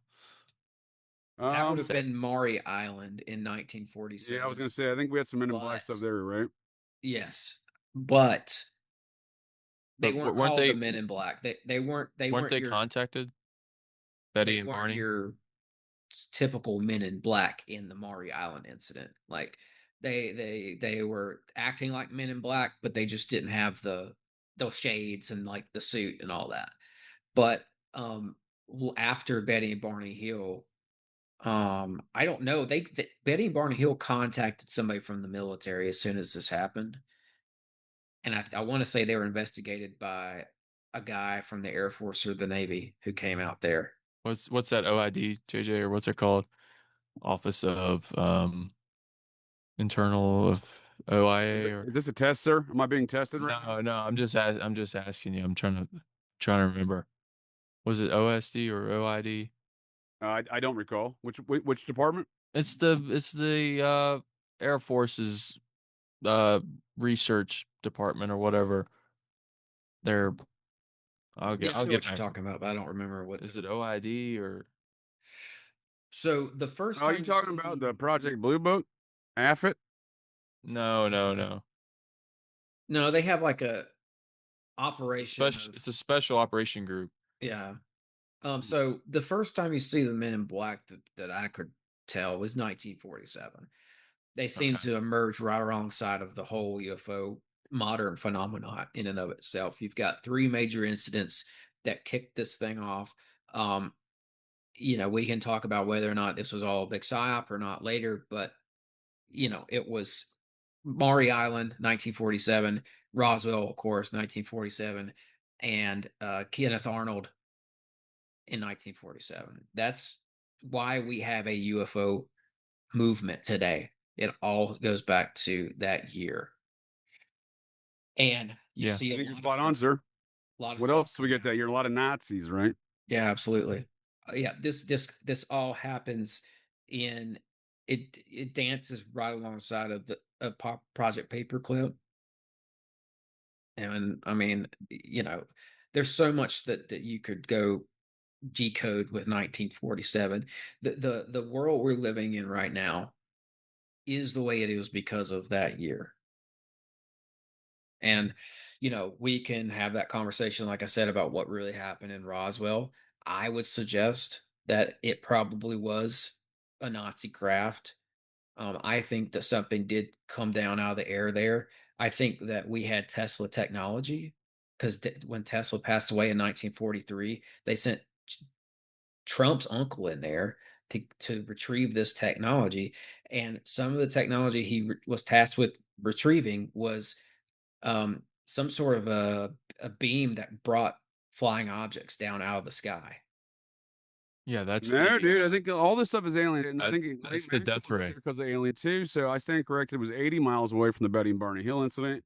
But you can see that mountain we're talking about from her mountain here, and it is built on a mound in Washington, New Hampshire. Okay. 156 acres she had right there. Mm. To add to This whole mountain you're seeing right here, basically right here, and where the road is, that was where she was living. This whole mountain. wasn't Tim the Nazis weren't they trying to buy Tesla's death ray, right? That was a big competition there for a while, I believe, because the Nazis wanted that tech of Tesla's allegedly. Like, I don't know about Tesla. Like, I go back and forth. Like, is he like a ploy? Is he like the real deal? Like, I don't know because I No, know they make. he was not. The whole problem they had with Tesla is that he wouldn't play ball with them. He wasn't dancing with the deep state. From what I mean, we could do an episode on this, bro. There's so much I stuff love with Nikola Tesla. Tesla. I There's love so Nikola Tesla. much untold stuff with Tesla that is like worth bringing out, putting on the table, and bringing to people's attention. I'm not like 100% pro, like, oh, he was a good guy. I don't think he was one of the bad guys necessarily. That's kind of my point here. I think he died because he wasn't playing ball. And I think he wanted the best for humanity. At certain points in his life, you could tell that he was trying to help humanity move forward. I mean, his technology was stomped out by the industrialists, the Rockefellers, the people who's the guy who started the big electric Edison? service? Thomas Yeah, Edison. So Edison. I love this topic, fellas, and I just may add this one question to get your gents' thoughts. Why do we have? And again, I'm a big fan of Tesla. Every time I go to Los Angeles, one of my first stops, and for years I've been there over a dozen times. I've given my own tours of the Tesla coil that's in operation at Griffith Park. So I've been a big fan of these matters. My best friend in life, my grandfather, was an electrical engineer amongst many trades, and his Black Projects top secret Mr. Fix-It career of 37 years for the U.S. government. But so he was a big fan of Tesla. He actually started at Westinghouse at one point in time where Tesla worked. So he got me started on these Tesla matters at a younger age. But why is there no video of Nikola Tesla in any kind of demonstration, yet we have plenty of video of Thomas Edison? Right. Mm. Well, it's the big companies. It's the companies that Edison was working for. I'm trying to remember the name of that Yeah, model. dude. But like, if Thomas Edison and Nikola Tesla are doing these nationwide, their rivals, why do we have no video of those rivalries? Why do we have no video of Nikola Tesla's Because demonstrations? it's the victors who write the history Yeah. books. Well, wouldn't you want that Right. Victor beating the guy who's Hey, losing in the video, right? I know it's cliche to say that. I'm not just going with the easiest answer here. I really think that that's the case. Right. Isn't it a But little because strange we have no video evidence of Nikola Tesla's existence? They don't want Tesla was direct current, correct? Yeah, They, he was DC. He was a DC guy. And what he was proposing was the Earth was producing its own free energy, right? And that's what his main thing. yes. He's working on some power technology to somehow, harness that from the ground and then use it in our homes. But what I found was weird is that's still in use today. If you're any familiar with any farming, it's called shoot, what's the name of it? Anyways, they stick copper into the ground and makes the crops actually grow higher. Some what's it called? I'm trying to think of the name, but that is true. Geomancy? We talking geomancy? No, no, no, no. So Thomas Edison was the direct current, Tesla was the AC, and again they It's had a called rotting national or campaign, dowling, right? I think. Like we just don't have. We're told these stories. Again, I'm a big fan of all these ideas and various technologies. I'm just, well, Electro. I'm not saying this is my opinion. Like I've toyed around with the idea that Nikola Tesla's a character we're sold to us as is a essentially a limited hangout false narrative, right? Because they want to hide that technology, they're hiding it under this false narrative of a character. Mm-hmm. I'm not saying the technology doesn't exist. I'm just saying the narrative we're sold around it is Right. false. JP Morgan is the guy who I was trying to Okay. think of. So when I was talking about these big industrialist moguls who helped shape the way the world is that we're living in today, it's like I think it would have been a better place if we would have gone with some of Tesla's ideas rather than Edison's ideas. And I really do think it's that simple. I think they decided that they wanted us all to have an energy bill every month, and that's Right. why this got covered up. They're Well, still you're making not money wrong, off sir. of this. You're not wrong at all. And you can go look at the Nikola Tesla's coil at Griffith Park, Griffith Observatory in Los Angeles, and you can see how it operates and how it wirelessly charges things and runs a light bulb, etc. It's also depicted in the film by Christopher Nolan, and how it's accurately depicted that Nikola Tesla allegedly provided a wireless electricity to Colorado Springs, I believe, in 1932. Mm-hmm. And it's multifaceted, right? Tim, I don't want to say it's just mainly about the money, right? I think diving deeper into this we're more powerful than we're led to believe. Why hide it if you weren't afraid, right? If we Right. were just these dumb, useless eaters, as Eat the Bugs has to say, Mm-hmm. then why are you trying to like what are you afraid of us tapping into, brother? Like, Oh yeah, I couldn't agree more. I couldn't agree more. Like, I mean, we've hit on two or three things at least already in this show that I want to do shows on. Like the Tesla thing would be awesome. But meanwhile, like, so what JJ was talking about there, meanwhile, you have um JP Morgan, I think, funding Edison, and I think that's how you get General Electric.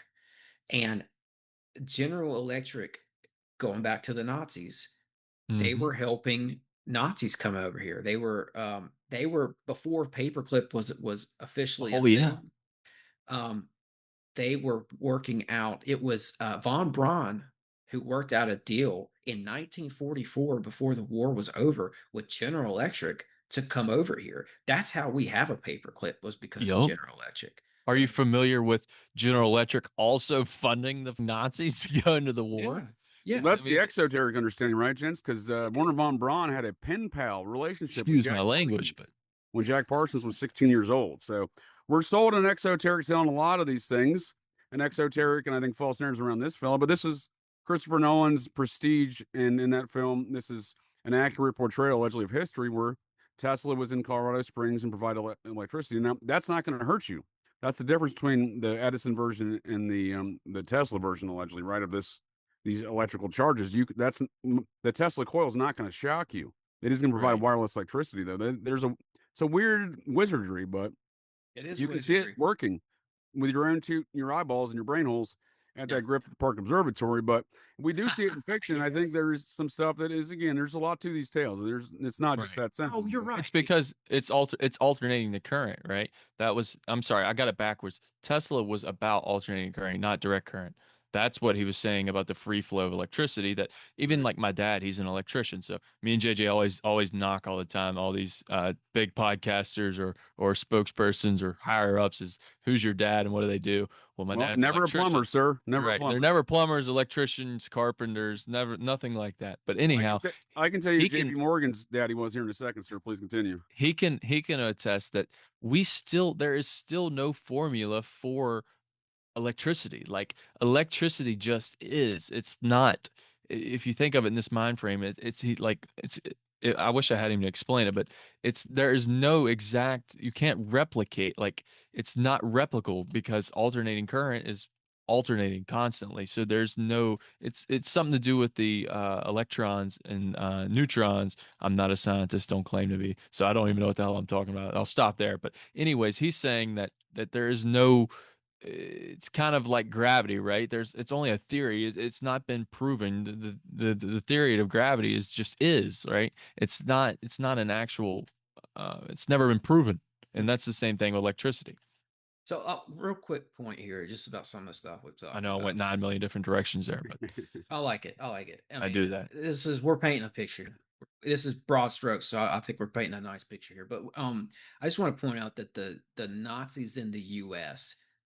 that, of course, that really kicks in gear in 1947. That's when they're given all their aerospace jobs and various other. It's the green light, right? It's the green light go. It's the official green light. They're in suits, in positions, in government and aerospace and everything else. They're running our spy program. And by 1947, Reinhard Gehlen is running our spy program behind the scenes. They just called it the CIA, but he helped it, build it up with the OSS and all that. But what you also see emerging here in 1947, like I said, is the UFO age, which we just broke that down. But I want to say that also emerges at the same time as the space age, because JJ brought up what's his name, Rocket Boy Parsons. Well, Kim Jong-un, Jack Parsons, Marvel Jack Parsons. Who was his daddy? And what did he do? Same place we're gonna find old boy's daddy there from a moment ago. J.P. Morgan. Both their forefathers were members of the Massachusetts chapter of the Society of Cincinnati. Jack Parsons was Society of Cincinnati. His third great grandfather, Captain William Parsons, Massachusetts chapter. J.P. Morgan's great grandfather, a Captain Joseph Morgan, Massachusetts chapter of Society of Cincinnati. Unbelievable. So wow. Just before I get derailed, I think my thing is like that year was very important. And there's a lot of things that we're talking about today. Super important. 1947 is a major turning point for this country. And I was just thinking about that Jack Parsons story of him going out to the Mojave Desert in 1946 with L. Ron Hubbard. They're scrying, they're doing magic, they're doing Crowley stuff, literally. And they start talking to these old gods. And I think that ties directly into the conversation we're having today, because this country, North America, these lands beneath our feet right now were places where people were getting in touch with the old gods. From Pazuzu to the Whore of Babylon is Cthulhu. They were all about Cthulhu in those ceremonies you're talking about, sir. I've been studying a little bit of these matters. That fat, doughy bastard, Michael Aquino, is all about Cthulhu. We don't know who his daddy or what he did is, but I would assert, as someone very learned in these matters has proposes me as well in this theory, that he is the moonchild of those ceremonies and the Cthulhu nonsense. And Cthulhu is all based on all that Typhonian stuff around these mounds we were talking about, with the machinations of the old gods of what's his name? What I was about to call him J.R. Tolkien. What's the dude's name there? R.R. Tolkien. No, the other guy. Peter Thiel. No, the monster guy from New England with the Typhonian stuff. Oh, the Typhonian order. we were just talking. I'm Damn it, I'm horrible. I will just call him Phil for the second. But it's it's the dude in New not Hampshire. Phil Z. Not No, Phil Z. Lord of mercy, this is gonna. It's the what's the guy we're talking about? The sci-fi monster guy. Lovecraft, bro. Lovecraft. Thank you, sir. I'm terrible with names. I was about to call him Phil, good. but We so got we it see out. the Typhonian is the Lovecraft stuff mashed together with the OTO stuff. We see they're all about Cthulhu, which is in the Lovecraft tales. We see they're talking about Cthulhu, and then Parsons Hubbard Moonchild rituals. We see this doughy bastard may in fact be the product of those rituals, and he's all about Cthulhu in his writings and ceremonies. Mm. Yeah, he was. Yeah, The old gods. I don't know what Cthulhu means, sir, but you're right. It is something about the old gods. Yeah, it's even And where were LaVey, I think may have gotten some of this from Aquino, or maybe it's the other way around. Maybe Aquino was taking a page out of LaVey's book. Either way, I know LaVey was formulating magic specifically to sort of be he was making magic out of his Lovecraft books. LaVey was. Yeah. They had some sort of a system of magic based on Lovecraft's work, and I think maybe that's where Aquino got it, was from LaVey. Where did Lovecraft get it? From his dad. His dad was in some sort of an order. He had a big esoteric library, and they said that when his dad died, when he was on his deathbed, he was in the bedroom yelling out the names of like Cthulhu. Yep. Who is his daddy? What does he do? These things get passed down to him. These folks are born into it. So Lovecraft heard his dad yelling out all these strange sort of primordial ancient names, the names of these entities, and he wrote those into his storyline. And his dad was, esoteric order. I mean, who knows? Lovecraft's dad, was he Society of Cincinnati? I mean, challenge accepted, sir. Challenge accepted. So we do know that his tales go around the area of which we find the whole area there in New Hampshire. That is the environment in which these Lovecraftian tales pop off. Mm-hmm. And can I just do a real quick little thing here, just for people listening? If you're new to the show and you're kind of new to some of the stuff we're talking about here, when we say a Society of the Cincinnati, I just want to give a 1,000-foot overview of that. This is a society that's extremely powerful, that predates the country itself. It was founded in May 13th, 1783. That was 4 years before the framing of the Constitution in 1787. Washington himself was the president of the Society of Cincinnati. This was 6 years before he becomes the first president of the U.S. He starts it with Henry Knox and a couple other fellas. So basically what we're talking about here is this secret society, the members of which were Masons and initiates who founded this country. In fact, 23 signers of the Constitution were in the society. So the society had it had 14 sub-societies, one for each of the 13 colonies and one for France. So there you go. You, sir, know your Society of Cincinnati fun facts. I appreciate that and respect that, sir. Yeah. I just want to give people what are these guys talking about? That's heavy. Let's not right? Let's not soon forget, though, they are occultists of an ancient alien cargo cult variety as well, on top of that. And descendants of the Knights Templar. They are the modern day bloodlines. Absolutely. That to me is what sticks out the most. The Templar thing? Yeah. Oh man, listen to the show that me and JJ I just dropped it today. I'll send you the link to it if you want to dig on this Templar stuff. I mean, we went in deep with that. I did. Well, it's a real barn burner, sir. Yeah. That's where we get into, because Freemasonry is kind of everyone, if you're everyone thinks we're bashing Freemasons. We're not. We're bashing upper management of the Masons. Yeah. If you're a second degree Mason, a kindergarten Mason, dude, you're just part of a frat. Masons, right? It's a frat, basically. Yeah. And then once you get to the higher levels and the blackmail comes involved, then you're allowed to know things, and then you got to do things, and then you wind up running around in parades with goofy hats, dressed up as clowns, which may or may not link to the fallen angels themselves. I don't know about that, but Dagon hats. No, this is exactly what androgynous fish gods that came out of the Persia.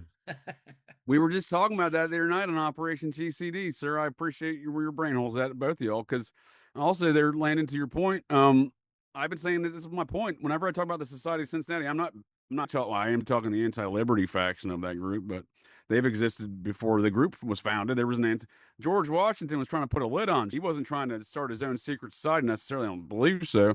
He was the one trying to put a lid on and saw what was going. He already had spy networks already operating following this anti-liberty faction at the time in which he founded the Society of Cincinnati before America was founded. So there's a different tale there to be told, but I say that even some of the folks on the liberty side of that argument, they've lost the plot line. You know what I mean? Yeah. They're compromised, they're dumb, depraved, etc. You can put a lot of insert a lot of the adjectives there, but they've lost the plot line. Power. They don't understand America or what it's about. I say this. I don't specifically know any of my family members and kinfolk that are members, but I assure you I have a lot that are. And looking at knowing my family heritage and trees and seeing all the, where all the memberships lie. I have a few guesses. I don't know a lot of those folks personally. I've met a couple of them, intermittently throughout life, third and fourth cousins kind of deals that would be members of the society, but nonetheless, this is a powerful group. If you hear a name in public in our society general mindset, if there's a name that you can go to the grocery store and hear someone talk about, it's a Society of Cincinnati name. Charlie Kirk, his fifth great grandfather, Lieutenant Jesse or Joseph Kirk of the Virginia chapter of the Society of Cincinnati. Let's take the only Epstein victim folks know about, Virginia Giuffre. Her mother is a Cabell. Yeah. Her uncle, her mother's brother, is very likely the hereditary descendant of a very powerful member of the society, Colonel Cabell, who was a governor of Virginia. AKA named after Cabell County, West Virginia, right? Well, yes, sir, that is correct. But that one's a different Cabell there, or Cabell. Okay. But they were society too, right? Well, there was four Cabell brothers in Virginia. One of those descendants was the guy that JFK fired. The 4-star General U.S. Air Force Deputy Director of the CIA, Charles Cabell. Now, how does that tie into that dude down there in the butthole surfers? Well, Earl Cabell, the mayor of Dallas, was Charles Cabell's younger brother. He's the guy that allegedly changes the parade route. So there's not an aspect of the JFK situation that's not Society of Cincinnati. You got the Cabells, right? Charles Cabell, Earl Cabell's his younger brother. The guy that announced it, right? That's the butthole surfers. Mr. Peppermint? Yeah. That's the butthole surfers' dad, yeah. Yeah. He's the first guy to ever announce the JFK stuff on TV that day in Dallas. I don't know. That's a good point. Challenge accepted, sir. He's probably Society of Cincinnati. So wasn't Gibby Hayes the lead singer of that band? He started that as alongside of this guy named Leary, right? Well, that's correct, sir. And Gibby Haynes and Paul Leary, who claims not to be descendant or related to Timothy Leary, but Gibby Haynes and Paul Leary would go live at Timothy Leary's house and be drug guinea pigs, along with Al Jorgensen, Mr. Neo Process of the Ministry Band. Yeah. So it's like, and this band, they were putting out grunge records before grunge was really officially a thing, weren't they? Your knowledge, sir. They are the godfathers of grunge. Grunge came from Texas, not Seattle. Right. They were doing it down there. They were doing it in Dallas. We were doing it in Texas. Dude, and if you look at that video, it is a parody of the JFK situation. Dude, it's wild, man. Once you mentioned that on your podcast, I went down that because I was familiar, but that's like the only. What's the name of that song? Pepper. Yeah. They've got. That's the only hit I'm familiar with. It was an LSD fueled band. Yeah, listen to the lyrics, bro. It said everybody was dying. They were doing it in Texas. Yeah, it's like was this a total CIA psyop or what? Because the guy's name is Leary. The guy's name's Leary, and they're pushing LSD. And it's Crowley. Timothy Leary said he was the reincarnation of Crowley, despite that the math not working out there. Crowley was alive when he was born, but he's continuing on this, the perpetration and degradation of society, like Crowley was talking about, the age of horse through LSD.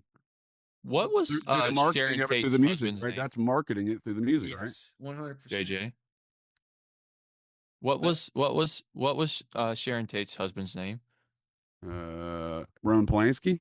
No. I was just thinking I was looking at the lyrics of the song. Well, Sharon Tate's father, Lieutenant Colonel, U.S. Army Intelligence, Paul Tate, his second great grandfather, Lieutenant Jesse Tate, Virginia chapter of the Society of Cincinnati. So again, if you know the name, it's probably there's a reason for it. So what I wanted to bring this home on my point made earlier though is we're sold a bunch of false narratives. We try to insert some details in between and try to discern a better, more accurate sight picture. But in many respects, folks, these are open secrets. Folks know about these things, just not in large volumes and widespread. For example, I came across this rabbit hole the other day. This is Abraham Lincoln's dad. I would put money on it. So, and within this family of the Enlows, this is a Cherokee Scots Irish family there in Western North Carolina. Abraham Lincoln's mother was the housekeeper here. She got fired for getting knocked up by the dad.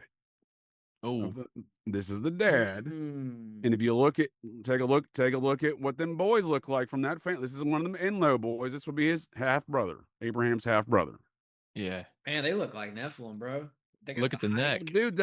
There we go. So we're sold a bunch of narratives. This will be one of those bloodlines. Yeah, they're dude. too I think tall for the time. I think they're all lizard people, bro. Well, dude, that's what I'm saying. So I do agree with folks like Cyrus Thomas's theories that the heritage of the Cherokee are essentially the mound builders. We see there's a lot of evidence of that. We can get into disputes of who those folks were. But my point being is I have a lot of ideas. It's the combination of a lot of folks getting put down over the years by other cultures like Rome, primarily and exclusively, mainly, really. But we see basically those other royal families, if you will, from those other cultures, all congregating eventually.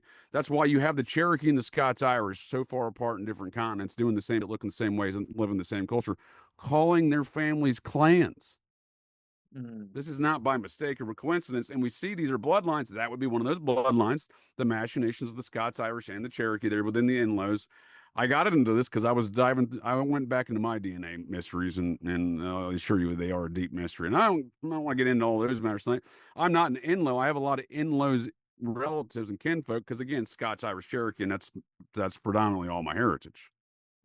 So when Lincoln was standing over the hillside there, gazing upon the Niagara Falls for the first time, and he said what he said, right? Was he talking about his forefathers who were standing absolutely there? Dude, absolutely. And I actually had that conversation, what you're describing, what you just inferred. I salute you, sir. I had that conversation with a fellow member of Clan Vance, an old fellow who was a bartender and server at my favorite bar and establishment in the world, McSorley's Old Irish Ale House. Oh. So we were having that conversation there. This fellow I met, my dude Brennan, I met there years ago, and why I became a regular. He was, because he always gave me VIP status because he was a member of Clan Vance. We established that early on in our discussions on my first visit there. But because he declared me as being too Irish to be there, he says, "Boy, your face is too red to be here." And I said, well, let's not get started on that, old man.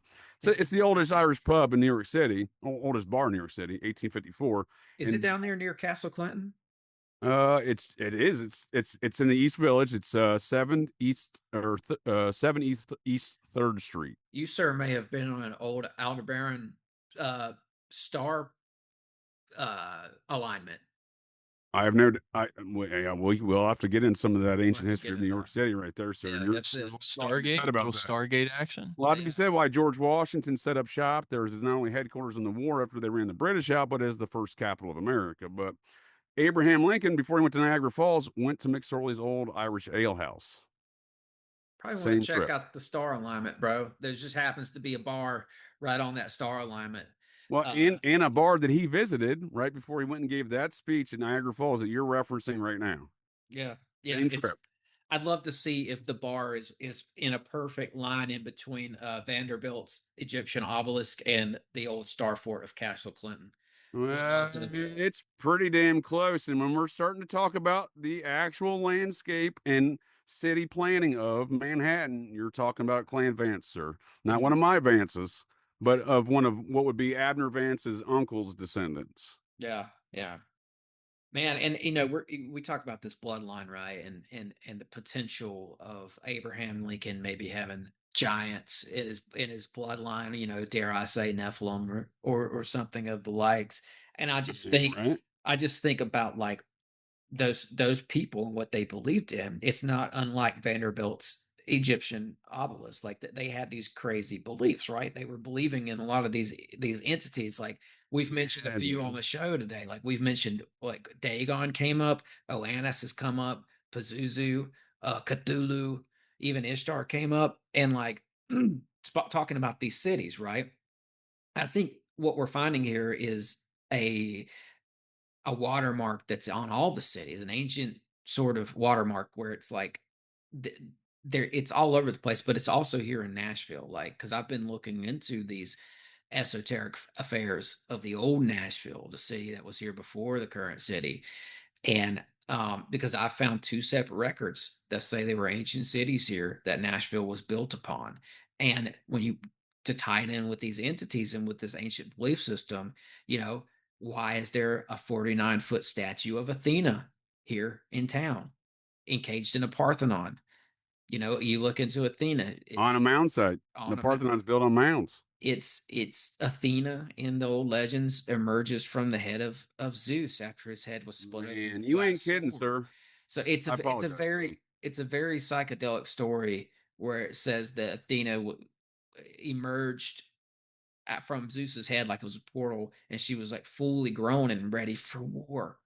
So why is that here in Nashville? Right? It goes back to these old gods, man. This is the land of the old gods.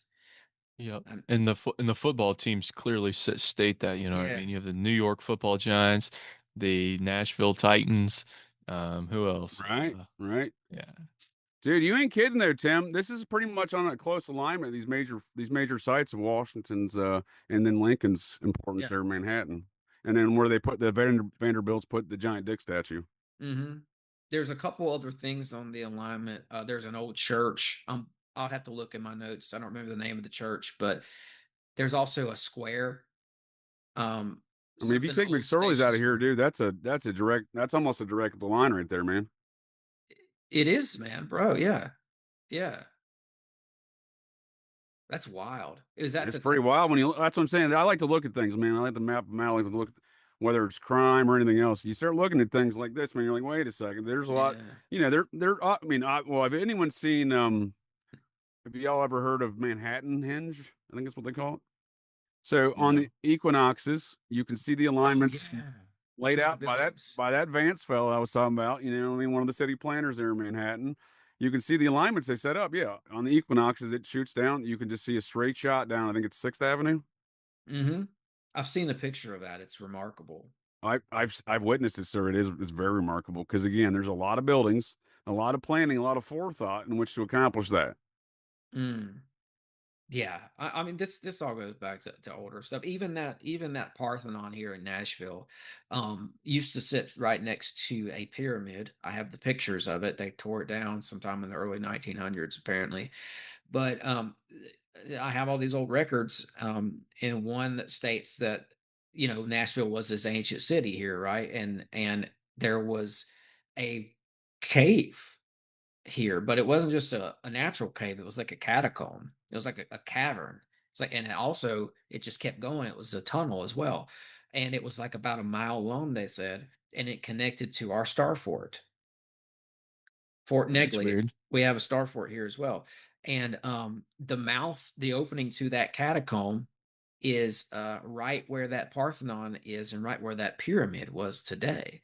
So I think that whoever built probably the pyramid put it right over the mouth of that catacomb.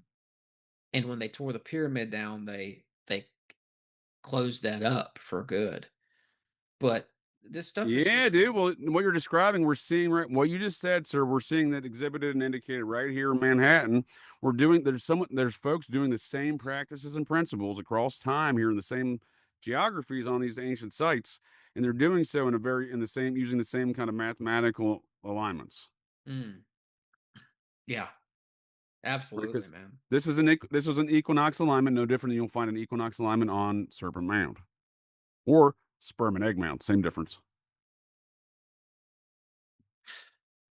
That's remarkable. Was the Twin Towers near this, a part of this? So I think the closest alignment you get is 14th Street. Okay. all up to 7. There's multiple alignments. I think the first one you get, I said third, 6th Avenue. I think it's 14th Street. I haven't been in regular Manhattan for years, so I'm gonna need to correct. McSorley's is 15th East 7th Street, not 7th East 15th Street, because I did that one time years ago. But I think you see these alignments on, I think, 14th, 23rd. There's a number of them, but I think the closest one to World Trade Center site would be 14th Street. Let me see. So we might have to we could talk about doing a part 2, because there's some stuff that I came across that I won't have time to lay out. I won't have time to lay it out today. But basically, talking about is the land itself here in this country, mystical and spiritual and all that stuff, like Cursed. That the curses go along with that. This is your Hexed. closest.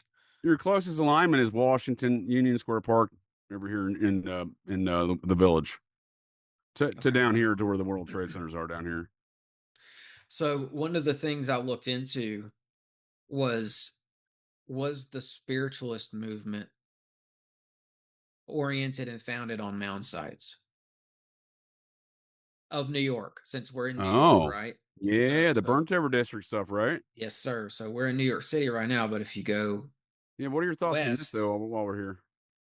that looks like the Ishtar Gate, Babylonian. Yeah, the gate. And there's unknown Revolutionary War soldiers, there's graves of the unknown soldiers that built it. This is Washington Square Park. So when was this built? Right. How long was it there? Does that predate New Amsterdam even?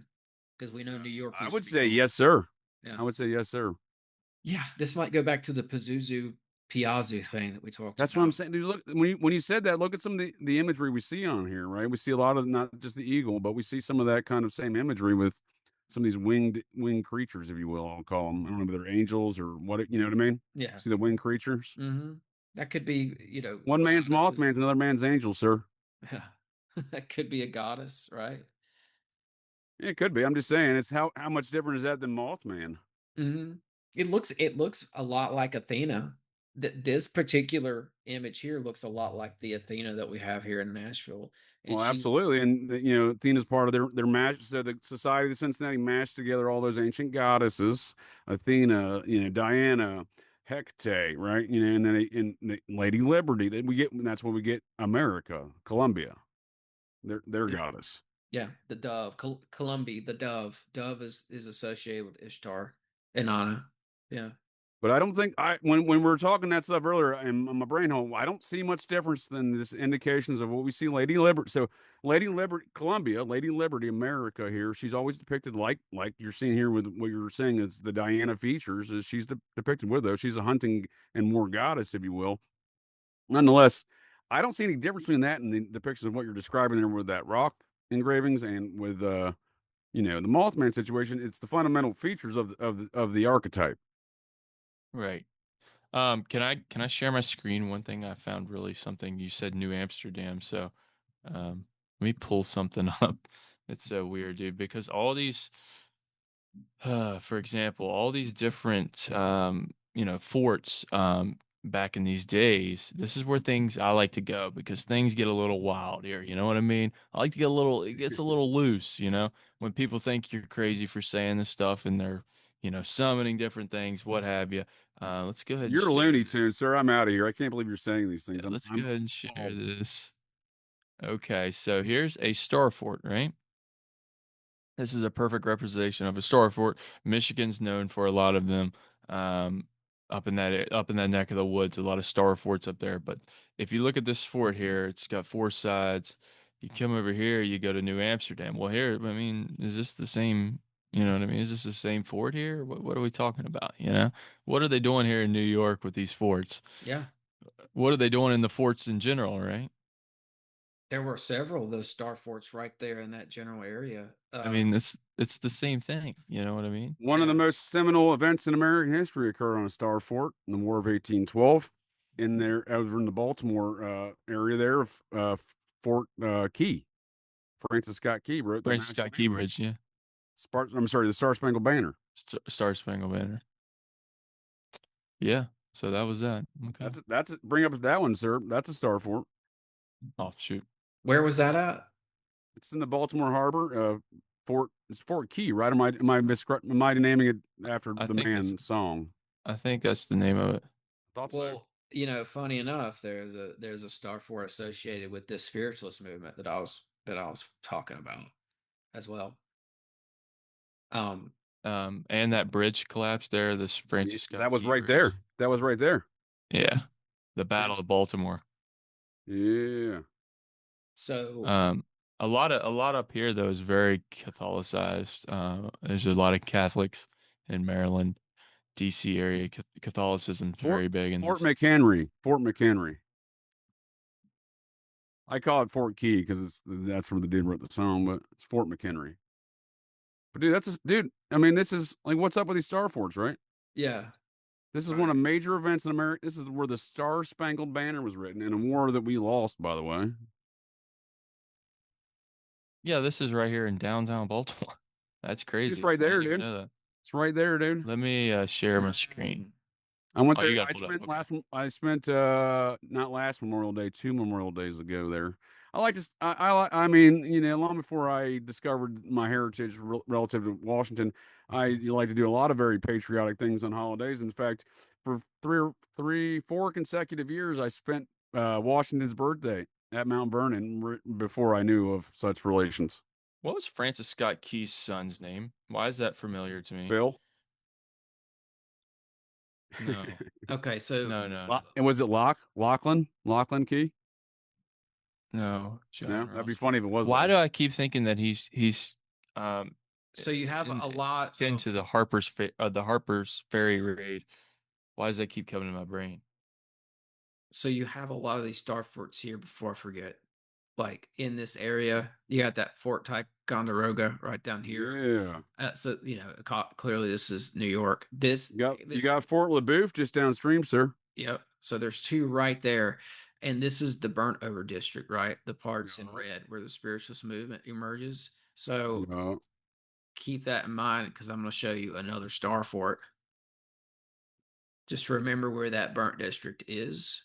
So many mounds in that area too, by the way. That's what I'm trying to say. That's where I'm going with this. Not just the Mormon Mecca of the Hill Cumorah that's located there, where they allegedly found the golden plates, but there's a lot of mounds there. This Fort Ontario looks identical to that star fort Landon just had brought up, actually. You are correct, sir. You are correct. This is right in the heat of where that burnt over district popped off, where the spiritualist movement popped off. As you can see, it's at the confluence of the river and the lake. Perfect place for an ancient civilization, ancient fort. And also, this is where all through here on this part of the lake is where the burnt over district pops up in New York. Yep, right on the shores here of Lake Ontario. That's weird. So that's where we get the Seventh-day Adventists, Jehovah's Witnesses, Mormons, Campbellites. Basically, anything that has an ancient alien cargo cult or apocalyptic ending kind of mindset. It came from right there. Yes. So you've got the burnt over district associated with star forts and mounds and aliens. Yes, and I looked at because there were several of these spiritualist groups that popped up, and I looked at the towns. What I wanted to see was there a connection between the spiritualist movement and the land itself being mystical, right? Clearly, for sure, dude. Clearly, there. So I looked at this. There's one of those spiritualist groups is called Universal Friends Group. There were two strange ancient remnants there, right? One's called the Bluff Point Stoneworks, right where this group started up their cult thing. This was a like an elaborate grid of stone that was described as being like a Celtic village, but it was documented in 1880 in a geological survey, but it was destroyed in 1980 or completely destroyed in 1980. I think maybe it was, being destroyed over time. Right, some remnants of it. they said it was obliterated by agricultural development. But you also had in that same area, you also had the Indian pine mounds, which local folklore included treasure being there and a lot of paranormal sightings. And in the 1880s, many of those mounds were destroyed by people who were looking for that treasure. So this is all. If I may booking on that, some of what you're saying about the mystical nature, sir. Are you familiar with the Herkimer Diamond? So I'm gonna finish my thought real quick. That was just for people listening. That was at Penn Yan. That's the name of the place in New York where the Universal Friends Group came out of. So what I'm going to try to do is I want to go through and I want to find more sites like this associated with the spiritualist movement because I think there's something here. And of course, the Onondaga tribe is right down there near Syracuse, and you've got this Oswego River where this star fort is. So just to finish that thought, the spiritualist movement was definitely founded on a mound site, and who knows what else. But yeah, what you got, yes, sir. JJ? What you got? Yes, sir. And I got to roll, boys. All right, yes, sir. Yes, thanks for a good show, man. Tim, Thank you. JJ, always a good time. We'll have to reconvene and run this Anytime, again for a gents. second Anytime, episode. Yeah. gents. This is a great conversation. I appreciate both y'all's time. Yeah, Landon, right, I think boys. there's a lot more that I could go into with this. So yeah, I want to do this. part We should two. we should do like a star fort. Like that'd be fun. And Okay. just get into some woo and that. Yeah. Consider why not just the mounds while they're building these star forts in this area and the spiritualist movement of the Burnover district. Geomancy wise, this is a very specific quartz it's exclusive to that area. It's not a diamond, it's a quartz. I'm very intrigued by this Quartz burn. transmits we know it transmits radio signals, and et cetera, et cetera. So I'm just saying. So Yeah. Landon, thanks, man. It's the Daily Dissident. Yeah, just the Daily Dissident wherever you get podcasts. I should pop up. So yeah. JJ, Tim, been a good show. I appreciate you having me, Tim. Yeah, we'll have to do it again, boys. Do it again, brother. Thank you. Yes, sir. Absolutely. Peace. Enjoy your guys' time. You too, sir. Later. So what? Tell me what was that diamond again? It's the Herkimer Diamond. So if you want to talk geomancy, we're not just talking mounds now. We're talking about the other stuff that's underneath the mounds. Mm. So this is a very exclusive quartz rock that's only exclusive to that Burnover district area. Really? Yeah. And I have to salute Shelley over there, Eyes and Ears. I did a podcast over there with a local from the area, Shelley, who brought this to my attention. Yeah, that Mohawk River Valley, man, that's where that Onondaga tribe was, who, by the way, they were building walled cities, Old Testament style.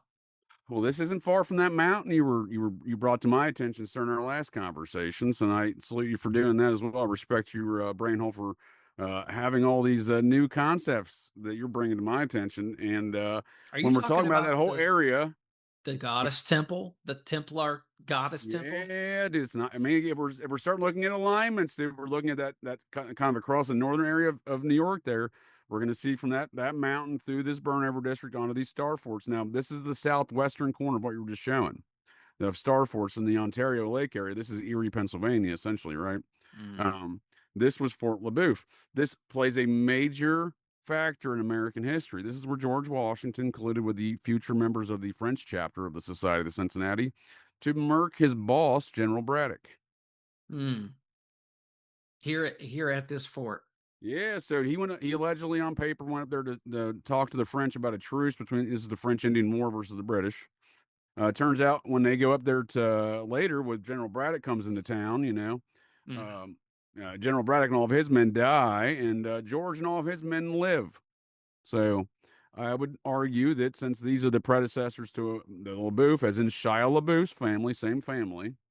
If you know a French family or any, a lot of things, again, as I said at the beginning of this program, you know the name. It's probably because it's Society of Cincinnati related. And so the Colonel LaBeouf in charge of this fort, Colonel Washington met with them, and then they would appear.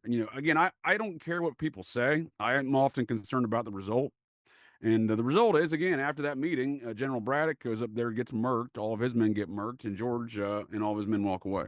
George would take General Braddock's sash, his red sash, and famously wear it the rest of his life. And to say that we don't understand American history, George was most certainly brought up on treason. And I can use this one example, and not to go into a long tail because I know we're bringing this in for a close, but George was running around Alexandria, Virginia in 1771 wearing that military colonel's uniform and that red sash. The same red sash folks can see at Mount Vernon today. Yeah. But these star forts, man, this is a major point in American history, and for sure. it's Can I another share star a fort. screen? Yeah, Yes, sir. for sure, man. I was just gonna. You can keep going. I was just gonna. No, that was it, sir. I was just saying when we're talking star forts, there's a lot of American history. Star Spangled Banner, Fort McHenry, Fort LeBoeuf, which was a major turning point in a lot of things in American history that we don't recognize. That a lot more to these tales. Yeah, yeah, absolutely. I was just gonna pull up here that that same area that we're in here. And I'm just gonna continue with what you're saying here about the star forts. Uh, Now I gotta warn you, my computer is weird with maps. It's like, let's see if I can get this thing to work. Anyway, here's the St. Lawrence River, Yeah, and we know that it comes down and it splits off and it goes down and through New York. yeah. And I'm trying to remember the name of that one river. It's called The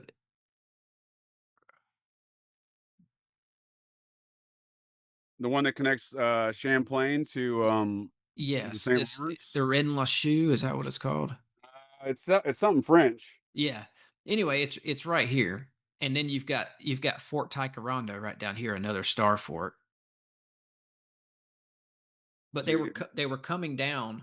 If you want to talk about mystical locations, sir, well, I assure you, Lake Champlain is very mystical. Oh, that's a whole nother trail to this thing because they've got the lake monster there, right? And this gets back into these cults who were doing magic on lakes and literally trying to summon up the lake monsters. There's this really And wild you may thread. you may not think of Vermont being a mound location or full of some Cherokee tribes, but I assure you, it's both. Yeah. So this area, I think, is where the Templars were coming. They were sailing down through here, and they may have been building the star forts as well, but they were certainly storing up like treasure and stuff like that, and scrolls and ancient records and stuff like that. I think you're spot on, sir. And if I may add some closing statements here on what we're all describing right here. You ready to close it down? Yeah, I gotta go take my dogs out for a walk for my show at 9:30 here. But when we're talking about matters of time and we don't understand the nature of it, and it's that's probably my most that's the subject that's most fascinated me the most, the nature of time, how we understand things. I have numerous examples of information that's in my brain hole that I shouldn't know because it's in a premonition style fashion.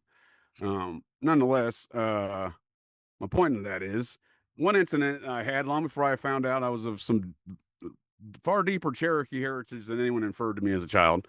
When I did some DNA tests and whatnot, and I knew I had Cherokee heritage, but I'm just saying there's a lot more. There's a lot more to those tales, and again, the Scots Irish, coming together with those cultures, etc. But there's a lot of Cherokee folks fought in this nation's the fight for the establishment of this nation. Folks don't recognize. For example, one of my forefathers, Major George Lowry, he was a personal friend of George Washington's, and he fought for America. And again, a lot of times people think there's false narratives spun around a lot of these things. But I was rehabbing an injury when I was on active duty a number of years ago, and I was in the reserves, but I was doing active time in the reserves. This is circa 2015. I was right before I started my PI agency, went full-time kind of reserve status, but I'm rehabbing an injury. And so I was in the same spot every day at the same gym in the same sauna. So if you need to find me, you could.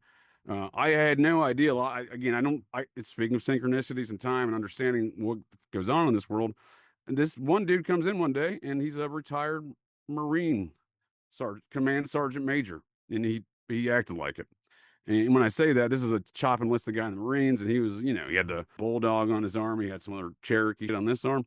He's starts off a conversation somewhat cordial. It gets a little bit less cordial, more stern. It seems like over the the subsequent nature of the conversation. But he proceeds to tell me that he's a Cherokee fella from Vermont, and et cetera, giving me all this heritage and stuff like that, and retired command sergeant major or whatever from the Marines, and then starts to really start asking me about my life, and he starts probing questions where I didn't appreciate, and that conversation ended. But it was weird when I find out later my Cherokee heritage, all this Cherokee connection to Vermont, the Vermont being my bootleg home state there, and I spent a lot of time around Champlain there, where some of these tribes hail from, and a lot of weird in that area, man, for sure. Yeah, man, I know. I that's the I'm trying to remember the name of it's called a Templar. It's an old Templar story. It's called The Year That We Remember, I think. And this is some stuff that Scott Walters brought in the light, some of his research, and I looked into it, and it checks out. So it's not just Dan Brown stuff. This actually checks out. Who, by the way, Dan Brown, we can talk about him another time, but he was sent in by the CIA to look into some ancient sites out in France that I know about. But I'd love to hear that tale, sir. I'd love to hear that tale. But I do have to punch. I appreciate your time, Tim, and conversations. I know. We'll wrap it up, man. We'll just do a part 2, man. We got more stuff. Oh, for sure, dude. Anytime, man. I love the conversation. Again, I have like 8 new tabs today. I always enjoy these conversations and learn new things for sure. Thanks, JJ. Tell everyone where they can find you. JJ Vance, host of Operation GCD, not the vice president. Don't vote for me in 2028. No bombs here. Cool. As always, break the mold, conquer the realm, and thanks for listening.